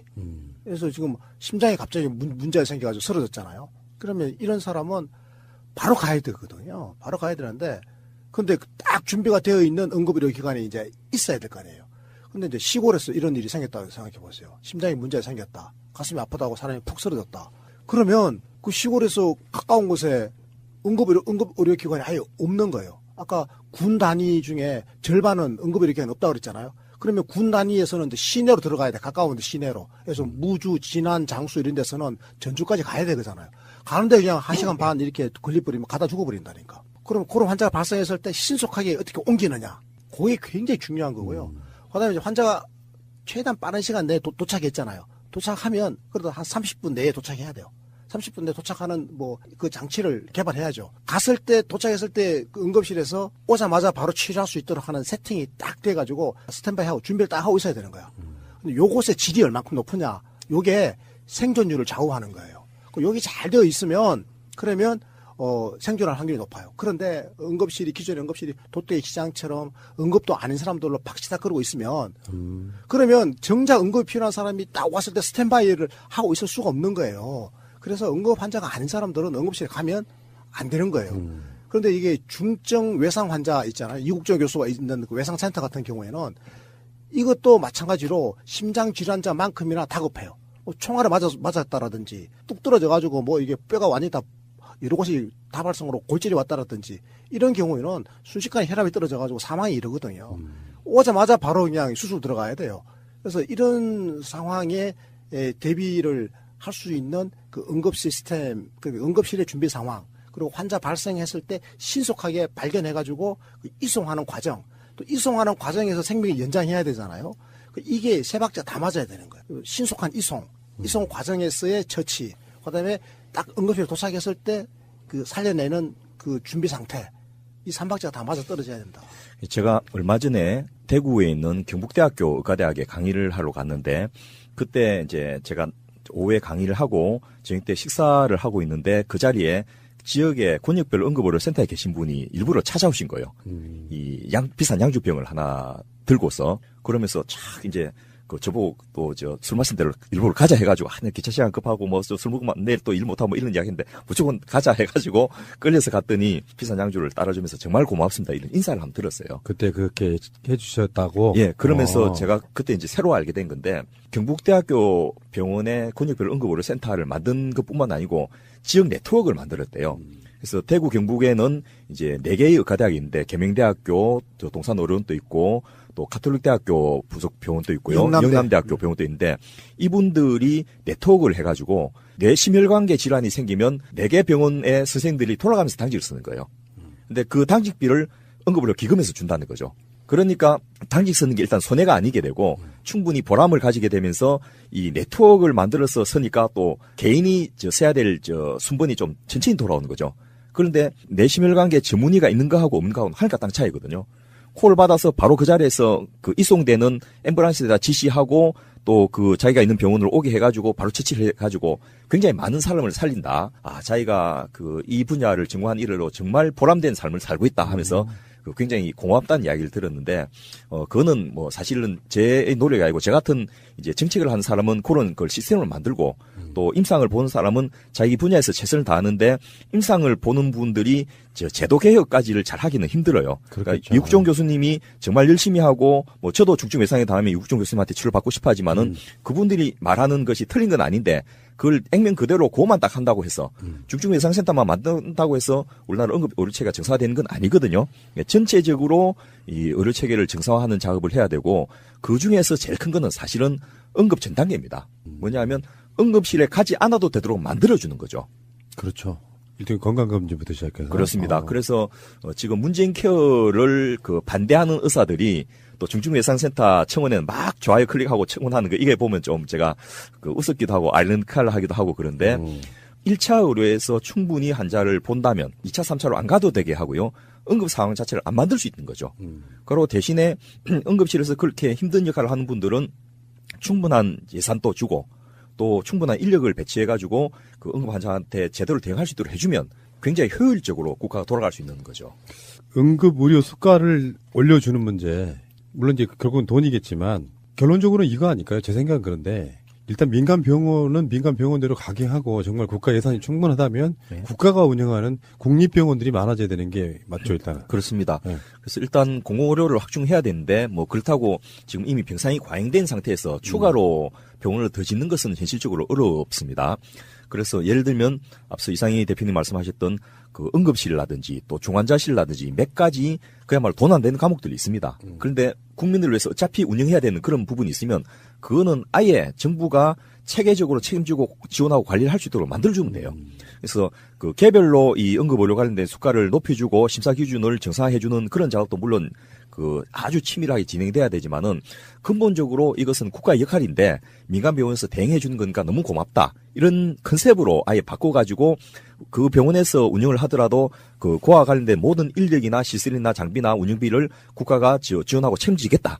이런 정도까지 간다면 그게 사실은 거시적으로는 굉장히 더 효율적일 수 있습니다. 그러니까 제가 아까 말씀드린 대중교통 버스 회사 같은데 그런 거하고 같은 맥락이잖아요, 알고 보면. 그렇습니다. 예. 알겠습니다. 이번 기회에 민간 병원들 포함 최소한 인력을 다루는 곳에 있어서의 예산이 없어서 우리나라 가난한 나라는 아니지 않습니까? 그럼요. 생각의 어떤 사고의 전환만 좀 있으면 훨씬 많은 사람을 살릴 수 있다. 그리고 아까 말씀하신 것처럼 그것만 시스템만 잘 돼 있어도 사람이 살아날 확률이 확 높아진다고 생각해 보면 이거 굉장히 중요한 문제 중에 하나였네요. 예. 자, 일선 현장에서 지금 특히나 이렇게 돈 안 되는 사람 목숨 살리는 쪽에 근무하고 계시는 의사 선생님들께 감사드리면서 두 분을 보내야 되는데 응급실로. 예, 알겠습니다. 고생하셨습니다. 고맙습니다. 네, 고맙습니다. 이국종 교수가 청와대를 찾았습니다. 문재인 대통령이 JSA에서 귀순 북한군 병사를 구조해낸 장병들과 함께 초청해 격려한 겁니다. 빠르게 북한 병사를 후송함으로써 목숨을 구할 수 있게 해주었습니다. 이국종 교수님은 북한군이 그렇게 많은 중상을 입었는데도 목숨을 구하는 아주 기적 같은 일을 해내셨습니다. 3호 주얼리호 석혜균 선장을 구한 공로로 명예 해군 수령이 된 이 교수는 제복 차림으로 참석해 눈길을 끌었습니다. 저희 모두는 한때 현역군인이었고 그리고 앞으로도 이 사실이 발생하면 다 군인일 겁니다. 문 대통령은 이 자리에서 외상센터가 환자의 정신적 트라우마까지 치료할 수 있도록 시스템을 갖추라고 지시하기도 했습니다. 이런 가운데 국회에선 오늘 내년도 권역외상센터 지원 예산을 612억 원으로 늘리는 데 여야가 합의했습니다. 보건복지부가 제출한 예산안 액수보다 212억 원이 오히려 늘어난 액수입니다.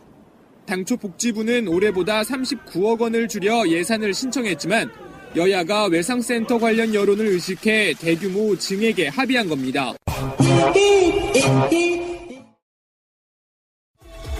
꼭 알아야 할 어제의 뉴스. 법정 시한 내 예산안 처리 결국 무산됐습니다. 국회 선진화법이 지난 2014년 도입된 뒤에 처음인데요. 오늘 국회 본회의는 오후 2시로 원래 예정돼 있었습니다. 하지만 여야 협상이 난항을 거듭하면서 밤 9시로 미뤄졌다가 조금 전에 열려서 쟁점이 없는 예산 부수 법안 그리고 대북교탄 결의안만 처리했고요. 예산안은 따로 다루지 않고 조금 전에 정회했습니다. 여야는 일단 모레 오후에 다시 본회의를 열어 예산안을 처리하기로 합의했습니다. 지난달 17일 선체 지작물 세척 과정에서 유골을 찾고도 곧바로 알리지 않아 은폐 의혹이 불거졌고 장관이 고개를 숙였습니다. 유골 은폐 의혹은 목포 신항에서 7개월 가까이 진행된 선체 수색 작업에 큰 오점을 남겼습니다. 현재 선체 수색 작업은 수색 인력을 투입해 더 수색할 만한 공간이 없어 사실상 중단된 상태입니다. 현장 수습본부는 안전상 접근이 어려운 세월호 최하층 기관구역 일부를 제외한 선체 대부분의 수색을 마쳤습니다. 이에 따라 수습본부와 선체 조사인은 당분간 작업을 중단하고 내년 3월 선체를 바로 세운 뒤 인력이 안전하게 들어갈 환경이 확보되면 수색을 재개할 계획입니다. 다만 내년 3월 전이라도 미수습자 가족 등의 수색 재개 요청이 있으면 이를 최대한 반영할 방침입니다.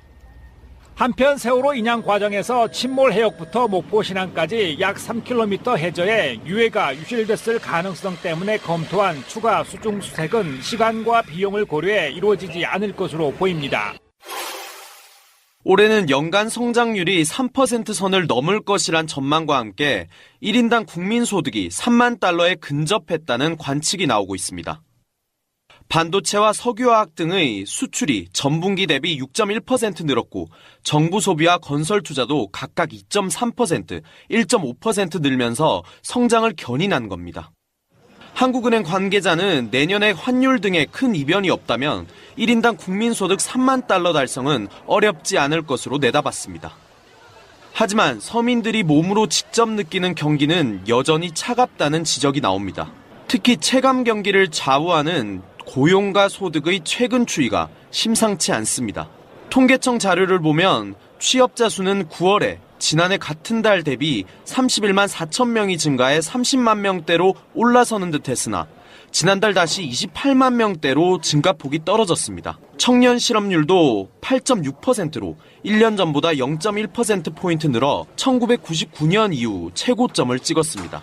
가계 살림살이도 크게 다르지 않습니다. 전국 가구의 월 평균 실질소득은 지난해보다 줄었고 2015년 4분기부터 내리 마이너스 성장세를 보이고 있습니다. 방송 중간에 좋아요를 눌러주시면 새날팀들에게 큰 힘이 됩니다. 미리 감사합니다. 트위터가 진짜 언론입니다. 국정농단 재판에서 증인들이 심경 변화를 일으켜서 증언을 뒤집히는 일들이 나오고 있는데 이런 뒤집히는 일들은 더 나와야 된다고 생각됩니다. 이게 지금 블랙리스트에 대한 항소심 재판에서 박준우 전 정무수석이 나와서 1심에서의 본인 진술을 번복하면서 이 진술 때문에 조윤선이 석방이 됐었는데 그 진술을 번복하면서 그 증언이 거짓말이라고 이야기를 했어요. 그 증언이 뭐냐? 조윤선 전 수석에서 TF 업무를 인수인계했다라고 진술을 했지만 1심 재판에 나와서는 기억이 나지 않는다. 조 전 수석이 아니라고 하면 아닐 것이다. 그러면서 블랙리스트 작업을 인식 못한 조윤선은 무죄다라면서 석방이 된 거였습니다. 그런데 2심 재판에서 이 사람이 다시 증인으로 나와서 다시 진술을 뒤집었어요. 좌파단체 배제와 보수단체 지원은 대통령 관심사항이니 챙겨야 한다고 조윤선에게 인수인계했느냐라고 묻는 검찰 질문에 그렇다라고 라고 대답을 한 겁니다. 그럼 조윤선은 다시 귤 먹어라. 먹어야죠. 제가 전에 한번 방송한 것처럼 비싼 귤 나올 때를 마다하고 싼 귤 나올 때를 골라서 들어가려고 그래요. 미리 들어갔어야 되는데. 귤 까먹어. 2개 까먹어.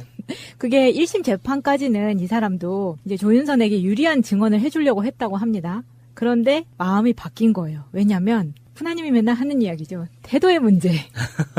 조윤선이 오만하고 어리석었기 때문에 이 사람이 더 이상 봐주기가 싫었던 거예요. 그래서 그냥 본인의 진술을 하게 된 거죠. 그런 측면도 있지만 증언을 번복하게 되는 어떤 심리적 심리를 촉발하는 그 기제 자체가 네. 굉장히 피곤합니다. 거짓말 때문에 벌어지는 상황을 두고 보는 사람 당사자가 그 정신적인 피로감이 엄청나요. 상상을 초월하는 거예요. 그래서 그냥 나 하나만이라도 그냥 속 시끄럽다라는 그런 표현이 있죠. 그냥 어차피 감옥에 들어왔고 나 어차피 이게 여기서 내 책임은 여기까지고 여기에서 이제 나 더 이상 괴롭히지 마. 여기서 이거 다 사실이고 나 거짓말 하나도 안 해. 라고 딱 마음 먹게 되는 그 지점이 있거든요. 그러니까 사건이 처음 시작될 때는 우리 다 똑똑한 사람들이고 다 배울 만큼 배운 사람들이니까 눈치껏 어느 정도 이 정도 선에서 말 맞추면은 이 정도 대충 넘어가겠지라고 짐작하는 선에서 어느 정도 자기들끼리 눈치를 본단 말이에요. 네. 거짓말을 한다는 게 아니라 말을 다 활동비라는 이제 구실을 추가를 해서 감찰 비용에서 활동비로 이제 명목만 바꾼 거죠. 각 기관별로 특수활동비 편성이 많이 돼 있죠. 그러니까 대표적으로 국정원이 보통 한 해 평균 5천억? 국가정보원 예산으로 편성되는 것만 거의 5천억 정도고, 네. 그러니까 각 부처별로 국가정보원과 연계되어 있는 활동들이 있잖아요. 그래서 그 분산되어 있는 예산까지 합치면은 대략 연간 1조 원이라고 파악을 해요. 정확하게 아는 사람이 없죠. 그런데 우리가 확인할 수 있는 예산은 5천억만 봐도 작은 돈이 아니죠. 그렇죠. 그런데 이제 각 기관별로 보니까 굉장히 많이 있더라고요. 지금 김진태가 이야기하는 것 중에 그러니까 이게 이해가 안 된다 라면서 하는 말이 법원이라는 게 기밀성이 첫 번째 요건인데 법원에서 특수하게 활동할 일이 뭐가 있어서 특수활동비를 받느냐. 공개 재판하는 데 아니냐. 공판 중심주의 아니냐. 그런데 특수하게 쓸 일이 뭐가 있느냐 이거거든요. 저는 그 소식이 진짜 낯선 게 김진태가 너무 맞는 말을 해서 그러니까요. 좀 낯설더라고요. 뭔가 너무 맞는 말만 하니까. 그 당시에는 김진태가 뒷배가 든든했었죠. 법원이 김진태를 건드릴 수 없을 만큼 뒷배가 든든했잖아요. 그러니까 그렇게 큰 소리를 친 건데 사실은 국회의원들이 판사들한테 그렇게 큰 소리 뻥뻥 칠 수 있는 인간들이 못 돼요. 판사의 판결 한 방에 가거든요. 그런데 누가 김진태한테 이 특수활동비가 누나가 만든 거라는 이야기를 귀뜸을 안 해줬었나 봐요. 왜 이렇게 당당하게 따지죠? 그러게요. 이상하죠. 법원에서 이런 특수활동비가 필요하다는 게. 지금 특수활동비가 큰 문제가 되는 게 국정원 먼저 예를 들면 문제가 되는 부분만 말씀을 드릴게요. 국정원법 제12조 3항에 보면 이런 게 있습니다. 국정원의 예산 중 미리 기획하거나 예견할 수 없는 비밀활동비는 총액으로 다른 기관의 예산에 계상할 수 있으며 다른 기관의 예산에다가 넣어버릴 수 있다는 거예요. 총액으로 항목 없이. 그 예산은 국회 정보위원회에서 심사한다 이렇게 돼 있어요. 아까 야수님 얘기한 것처럼 국정원 예산이 아닌데 통일부, 경찰, 검찰, 기타 등등 모든 부서의 특수활동비가 어쩌면 거의 대부분 국정원으로 가는 특수활동비일 수 있다. 사실은 그런 거죠. 대법원에 무슨 특수활동비가 필요해? 그것도 국정원으로 가는 거에 있을 수 있다라는 의심을 할 수 있는 거예요. 왜냐하면 누구도 그 실체를 모르기 때문에 그런 예상을 할 수 있는 거고요. 사실은 이 특수활동비 문제가 좀 심각한 게 대법원에 대한 특수활동비만이 문제가 아니라 대한민국의 정부에서 지금 2018년도 특수활동비는요. 전년도에 비해서 박근혜 때에 비해서 18.7% 줄어들었어요. 그래서 전반적으로 특수활동비를 18.7%를 줄였기 때문에 국정원 제외하고요. 그래서 그나마 바람직해진 거예요. 그런데 정말 우스운 거는 뭐냐 하면 우리가 특수활동비의 고전적인 개념은 국정원, 법무부, 검찰, 경찰 이런 그 수사와 비밀이 필요한 부서, 외교부 이런 데서 필요한 게 특수활동비인데 전혀 이거하고 상관없는 데에서 특수활동비를 편성하고 있다는 거예요. 이런 게 정말 큰 문제인 게 특수활동비는요. 첫 번째 예산 집행이나 예산 심사에서 제외되는 항목이에요. 이게 국회가 갖고 있는 것은요, 고유의 권한이 예결산이잖아요. 네. 예결산이 국회의 가장 큰 무기잖아요. 그런데 이 국회의 칼날에서 비껴가 있는 거예요. 그 비껴갈 수 있는 게 국회도 특수활동비가 잡혀 그렇죠. 있으니까. 국회도 많이 갖고 있죠. 어마어마하게 갖고 있고. 그래서 이 부분이 왜 문제가 되냐 하면 사실은 우리나라는 대의 민주주의 국가예요. 직접 민주주의보다는 국회의원을 뽑아서 대통령을 뽑아서 민주주의를 실현하는 나라거든요. 그러면서 국회의원을 뽑은 이유는 예결산을 철저히 해달라. 국민이 낸 세금으로 인해서 국가 재정이 돌아가는 것을 감시해달라고 해줬는데 특수활동비란 명목으로 해서 어마어마한 돈이 매년 이 감시의 사각지대에 들어가게 만들어 놓는 거예요. 근데 필요한 부분이 있죠. 네. 반드시 필요한 부분이 있어요. 국정원, 뭐 검찰, 경찰, 법무부, 외교부에서도 필요해요. 네. 이러한 반드시 필요한 부분 또 청와대에도 있죠. 청와대에도 필요해요. 그런데 이 필요한 부분 외에 전혀 필요하지 않은 부서에까지 특수활동비를 배정하는 것은 국민이 주권을 갖고 있는 대한민국의 헌법의 법치 이념에 완전히 반대편에 서 있는 거거든요.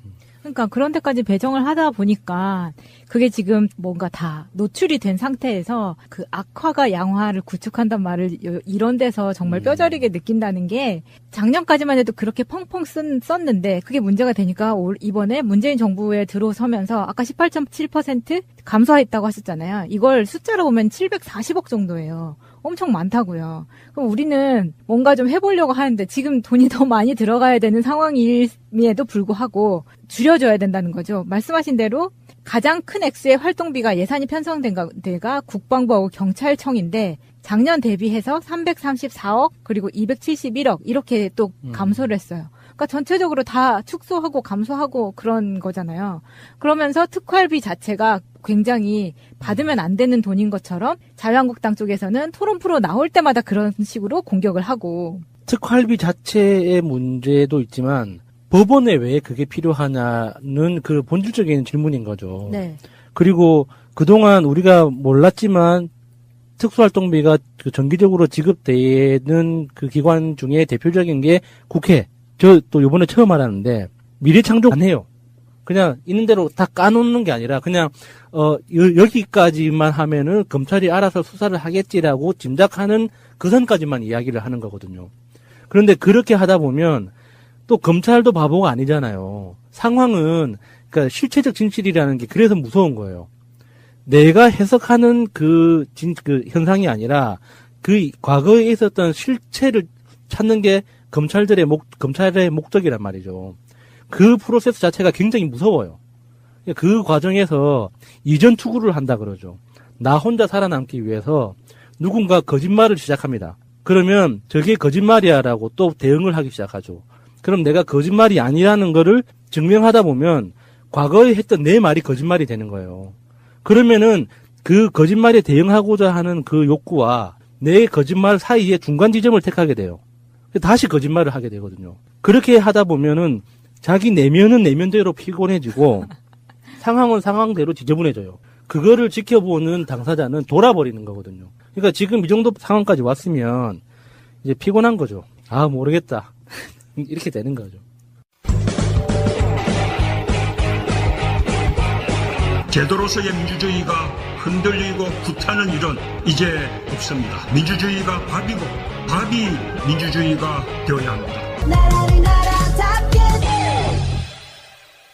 범죄자들의 특징 중에 하나가 자기가 판단을 할 때 내가 처벌받을 수 있는 형량은 여기 정도야 라고 판단을 합니다. 스스로.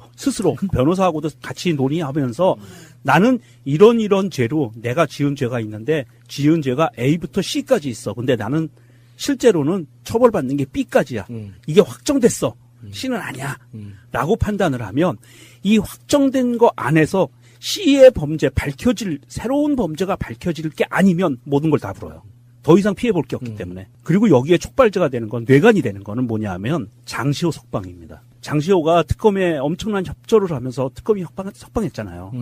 내보내줬잖아요. 이거를 보면 어떤 신호가 가냐 하면, 아, 협조하면 혜택을 받는구나. 착한 어른이 되면 상을 주는구나. 그렇지. 이러니까. 그래서 나 C라는 범죄가 밝혀지지 않으면 이 A와 B 안에서 벌어졌던 거는 그냥 까발려도 나는 더 이상 피해볼 거 없어.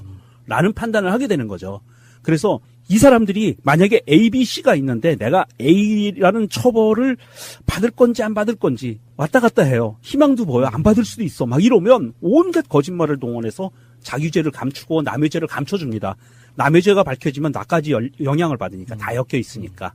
그런데 이미 어느 정도 확정됐다고 보면 야수님 말대로 그냥 나 하나라면 마음 편했으면 좋겠다. 더 이상 괴롭힘을 안 당했으면 좋겠다. 다 털어버리는 거예요. 그리고 C는 안 건드려줬으면 좋겠어. 그리고 변호사들이 하는 이야기가 심지어 피의자들이 변호사한테까지 거짓말을 하는 거예요. 그러죠. 예. 그러니까 이렇게 자기의 그 심리적인 특징이죠. 사람이 죄를 짓고 살지 말라고 하는 이유가 거기 있는 거예요. 자기가 잘못한 걸 알기 때문에 변호사한테까지 자기 변명을 하면서 자기 방어를 해요. 그러니까 자기가 지은 죄를 변호사한테 속시원에 싹 다 그냥 다 까발려 놓으면 변호사가 전체 상황을 조율할 수가 있는데 변호사마저 실체적 진실을 모르는 상태에서 사건을 담당하게 되면 이게 그 검찰한테 계속 까이는 거죠.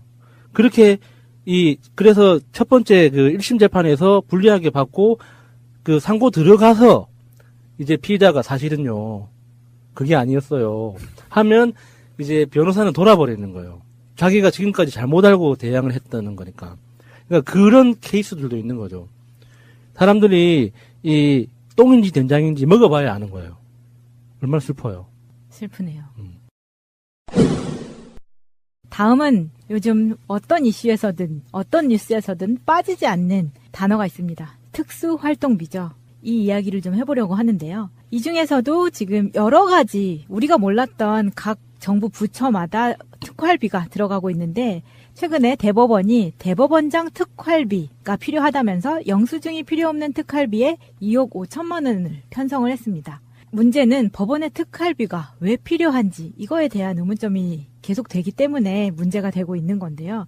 법원에 대한 특활비는 생긴 지도 얼마 되지 않았습니다. 양승태 대법원장 때 생겼다고. 네. 그래서 보면은 대법원의 특활비에 대해서 국회에서도 문제가 된 적이 한 번 있었어요. 그것도 단 한 사람, 의외의 인물이죠. 자유한국당의 김진태가 2015년 10월 법사위원회에서 이런 문답을 주고받은 적이 있습니다. 김진태가 묻습니다. 법원의 특수활동비가 얼마예요? 법원 행정처장이 대답합니다. 금년도에 처음으로 3억이 편성되었습니다. 이게 2015년이거든요. 그러면 김진태가 그런데 저는 정말 이해가 되지 않는 게 법원도 특수활동비가 필요해요. 지금 특수활동비 가지고 온 정부 부처가 홍역을 치르고 예결위 차원에서 다시 논의하자, 뭘 만들자 그러고 있는데 금년에는 법원이 새로 이것을 해가지고 넣었다고요. 3억을? 이러면서 김진태 본인도 되게 의아해하는 거예요. 그런데 박 처장이 이렇게 이야기합니다. 2015년 예산에 들어있던 겁니다. 2016년 예산은 동액으로 편성이 됐는데 그것을 10% 감액한 겁니다. 그러니까 그 이전에는 없었다는 거잖아요. 네. 2015년 이전에는 없었던 게 2015년도 예산에 처음으로 편성이 돼서 집행되기 시작했다. 네. 이런 거죠. 그래서 2016년에 3억 2천, 2017년에 또 3억 2천 이렇게 집행이 됐었던 거고요. 이게 이제 대법원장 특수활동부가 매년 58억 정도의 특수활동비가 있대요. 그걸로 뭐 했어요? 정말 이해가 안 돼요. 그리고 국세청이 왜 특수활동비가 필요할까요? 그리고 감사라는 그 활동 자체가 공개적인 거잖아요. 뭐 은밀하게 사람을 뭐 추적하고 뭐 뒷조사하고 하는 게 아니잖아요. 대부분 감사라고 하면은 서류 감사가 99%인데 그 특수활동비가 왜 필요하냐는 거죠. 그리고 만약에 그냥 우리가 그 너무나 전문적인 분야이기 때문에 특수활동비가 필요하다고 주장한다고 쳐. 그 기관에서. 그러면 왜 증빙이 없어도 되는 그런 눈먼 돈처럼 쓰냐 이거죠. 자기들이 정당하게 쓸 수 있는 거잖아요. 아무리 생각해도 국회, 미래창조과학부, 국세청, 감사원 이런 기관들이 왜 특수활동비가 있어야 하는가에 대해서는 좀 특수활동비가 필요하다면은 그 주장은 받아들일 수 있겠지만 지금과 같은 형태로 계속 쓰겠다고 하는 건 좀 문제가 있어 보이는 거죠. 이게 특수활동비 증액 현황을 보면은요. 이렇게 비교를 할 수 있습니다. 2007년에 비해서 2017년에 특수활동비 증액 현황을 보면 1등이 어디냐면 국세청이에요. 5.5배가 늘어납니다. 9억 8천에서 54억으로. 그 다음이 통일부 1.6배, 국방부 1.2배, 국무조정실, 국가정보원, 법무부, 미래창조과학부, 청와대까지 1.1배, 경찰청은 1배, 그냥 스톱이죠. 그리고 관심 있게 봐야 될 게 이거예요. 관세청, 국민안전처, 국회, 감사원, 외교부, 국민권익위원회, 민주평화통일자문회의 이쪽은요 줄어들어요. 2017년 예산에 보면 엄청나게 줄어듭니다. 뭐 0.4배 뭐 이런 식으로 줄어들어요. 0.4배 보면 40%로 줄었다는 얘기잖아요. 이렇게 줄어드는 기관들을 보면은요, 박근혜가 권력을 휘두르지 않았던 기관들은 다 줄었어요. 친박근혜 기관이 아니었던 곳들, 국민권익위원회 눈에 가시잖아요. 이런 부분들은 다 줄어들었어요. 외교부는 사실은 껍데기만 있었던 외교부였죠. 박근혜가 하라는 대로 그냥 다 했었고, 민주평화통일자문회의는 이거는 전직 대통령들의 어떤 예우를 위해서 만들어진 기관이잖아요. 예. 이것도 의미가 없는 거예요. 박근혜 입장에서 보면. 공정거래위원회는 신설이 되고 대법원 신설되고 방위사업청은 신설됐는데 대법원은 3억 2천, 공정거래위원회는 4천만 원, 방위사업청 3천만 원 이렇게 돼 있고요. 큰 의미가 없는 액수기는 한데 국민안전처 같은 경우에는 축소시키잖아요. 예. 네. 이런 것들을 보면 이 특수활동비를 갖고 어떤 장난질을 쳤는지 대충 상상이 돼요. 그러니까 기존에 짜여져 있던 예산이 아니라 특수활동비라는 항목으로 해서 선물처럼 던져준 거 아닌가. 맞아요.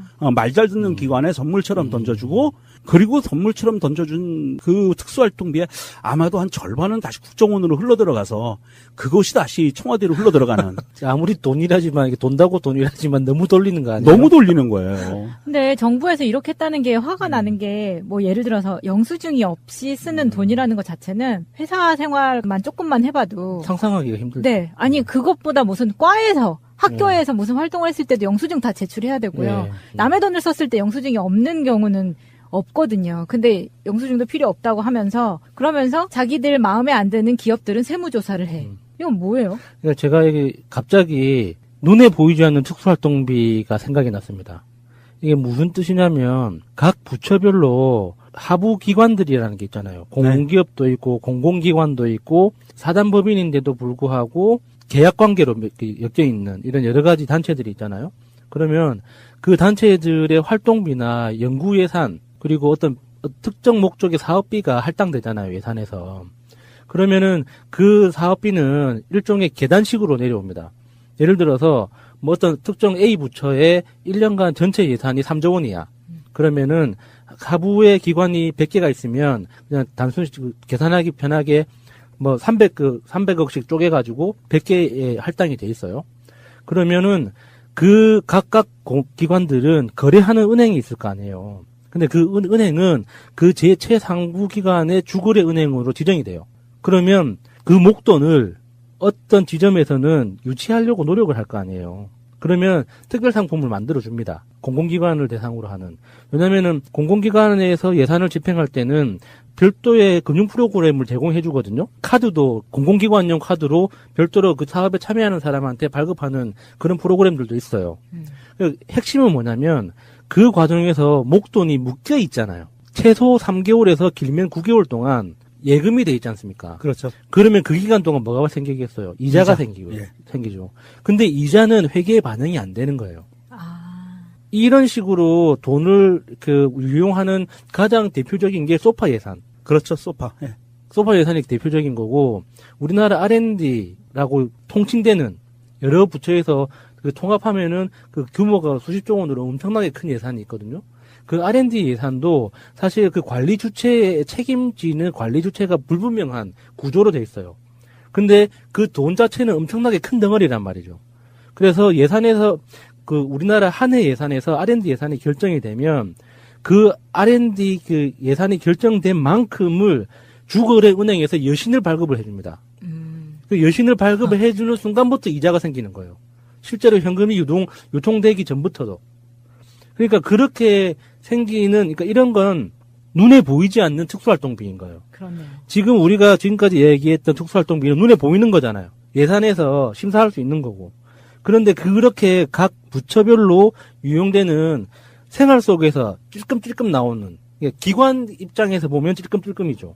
근데 우리가 보기에는 한 달 이자가 몇 천만 원이고 몇 억이에요. 그렇죠. 그게 작은 돈은 절대 아니잖아요.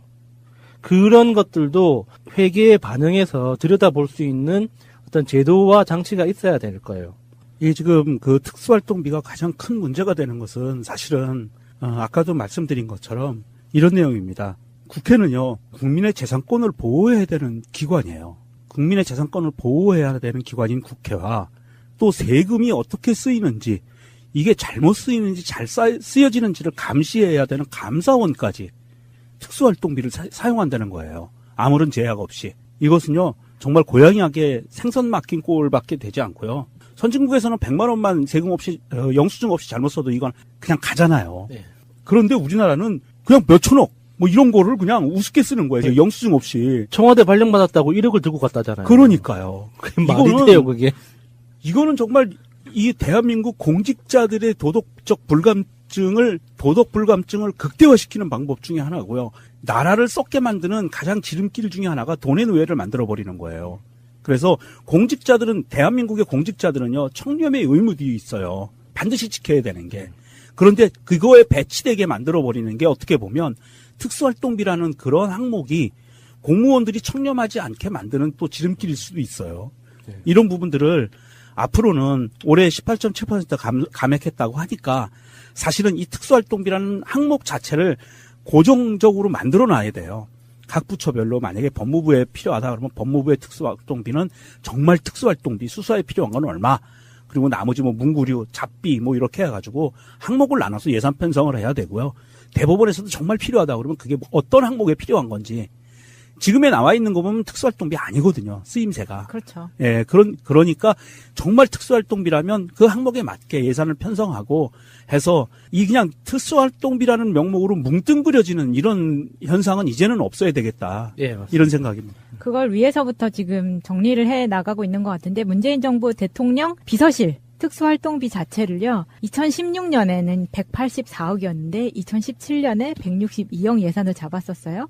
2018년 문재인 대통령께서는 112억으로 토탈 31% 감소화시키셨어요. 청와대는 늘려야 되는데. 그러니까요. 이게 지금 괜히 손해보는 느낌입니다. 네, 여기까지 특수활동비에 대한 이슈를 살펴봤습니다. 정권 연장을 위한 싱크탱크 29번째 시간입니다. 오늘도 굉장히 특별한 이야기가 나올 것 같습니다. 자, 일단 나오신 분들 소개해드리겠습니다. 자, 퀴즈맨 서정우님. 네, 반갑습니다. 오늘 날씨가 굉장히 따뜻합니다. 네. 실제로 얼굴도 잘생겼죠. 예. 느끼한 목소리죠. 예. 네. 대학교 때 제 우편함에 항상 여자들한테 편지가 쌓여 있었어요. 밤에 전화 통화로 달달한 목소리 들으면 아주 잠이 잘 오겠어요. 뭐 하여튼 목소리 좋다는 얘기는 워낙 많이 듣고 살아서요. 네. 자, 공개구원 한번 하십시오. 네? 공개구원이요. 아니, 전혀 준비가 안 된 상태에서 공개구원하면 망신당합니다. 늘 마음속으로 준비를 하고 다녀야죠. 네. 글쎄요, 다음번에 제가 준비해서 재밌게 한번 해보겠습니다. 예, 싱글이죠? 네. 확실하게 싱글이죠? 네. 숨겨둔 애인 없죠? 숨겨둔 애인은 아직 없습니다. 네. 숨겨야지, 이제 생기면. 그럼 공개된 애인 있어요? 숨겨둔 애인도 없고, 공개된 애인도 없잖아. 내가 알기로는 없던데. 그때 이상희 대표님이 하나 소개시켜준다 그랬는데 안 시켜주시네요. 네. 한번 찾아봅시다. 정작 정말 복지국가 소사이어티가 해야 될 일은 서정우 씨를 연애 또는 결혼 복지로 이끄는 거라고 생각합니다. 일 너무 많이 시키지 마시고요. 저 결혼하면 반드시 둘을 낳겠습니다. 뭐 아동수당 20만 원 받으려고? 네. 제가 날 때쯤이면 아마 수당이 더 올라가지 않았을까요? 예. 그럼 30만 원. 네. 지금 국가에 충성하고 있는 분 소개해드리겠습니다. 자녀 수로만 보면 그렇습니다. 일산 다산의원 원장님이시고 복지국가 소사이어티의 운영위원장님이신 우리 이상구님. 예, 반갑습니다. 이상구입니다. 자녀분이 몇 분이시죠? 예, 셋입니다. 네. 능력자예요. 하나가 남잖아요. 최소한 둘이 결혼했으면 둘 남면 유지, 하나 더 나오면 증가 이런 거잖아요. 네. 애국하고 계십니다. 두 분 같이 하면 쌤쌤인 거죠. 예. 저는 까먹고 있습니다. 예. 자, 복지국가 소사이어티의 체계바라 우리 이상희 공동대표님. 네, 안녕하세요. 이상희입니다. 우리 대표님은 자녀분이 한 분이시죠? 전 하나죠. 네. 두 분의 평균은 2명이고. 맞습니다. 그거 깎아먹고 있는 서정우. 아까 공개고나라는데 잠깐 생각난 얘기가 있네요. 그걸 놓칠 수가 없었나 보죠? 네, 아니, 공개고는 아닌데, 저런 말이 있어요. 나쁜 남자가 좋은 때가 있었잖아요. 인기 있을 때. 괜찮은 사람이 나쁜 짓을 하면 나쁜 남자라 그러는데, 못생긴 사람이 나쁜 짓을 하면 나쁜 새끼라 그러거든요. 저는 나쁜 남자입니다. 네. 잘생겼으니까? 제가 나쁜 새끼 할게요. 자, 알겠습니다. 자, 퀴즈부터 털고 가겠습니다. 지난주에 저 발전을 위해서 욕을 해도 좋다고 이제 저희 폰번호를 공개했는데 아마도 제가 너무 착하거나 불쌍하거나 둘 중에 하나인 것 같습니다. 그래서 겨우 욕 처방 문자가 2건밖에 안 왔어요. 그래서 일단 흥행은 실패한 거로 보겠습니다. 그래서 욕 처방은 아니, 이번 주로 마감하고. 지난주에는 전화번호 공개 안 했잖아요. 했는데요? 안 했나요? 지지난주에 했죠. 예. 한 번 더 하세요. 마지막 기회를 드리겠습니다. 예, 알겠습니다. 한 번 더 하겠습니다. 그럼 전화번호 다시 공개하겠습니다.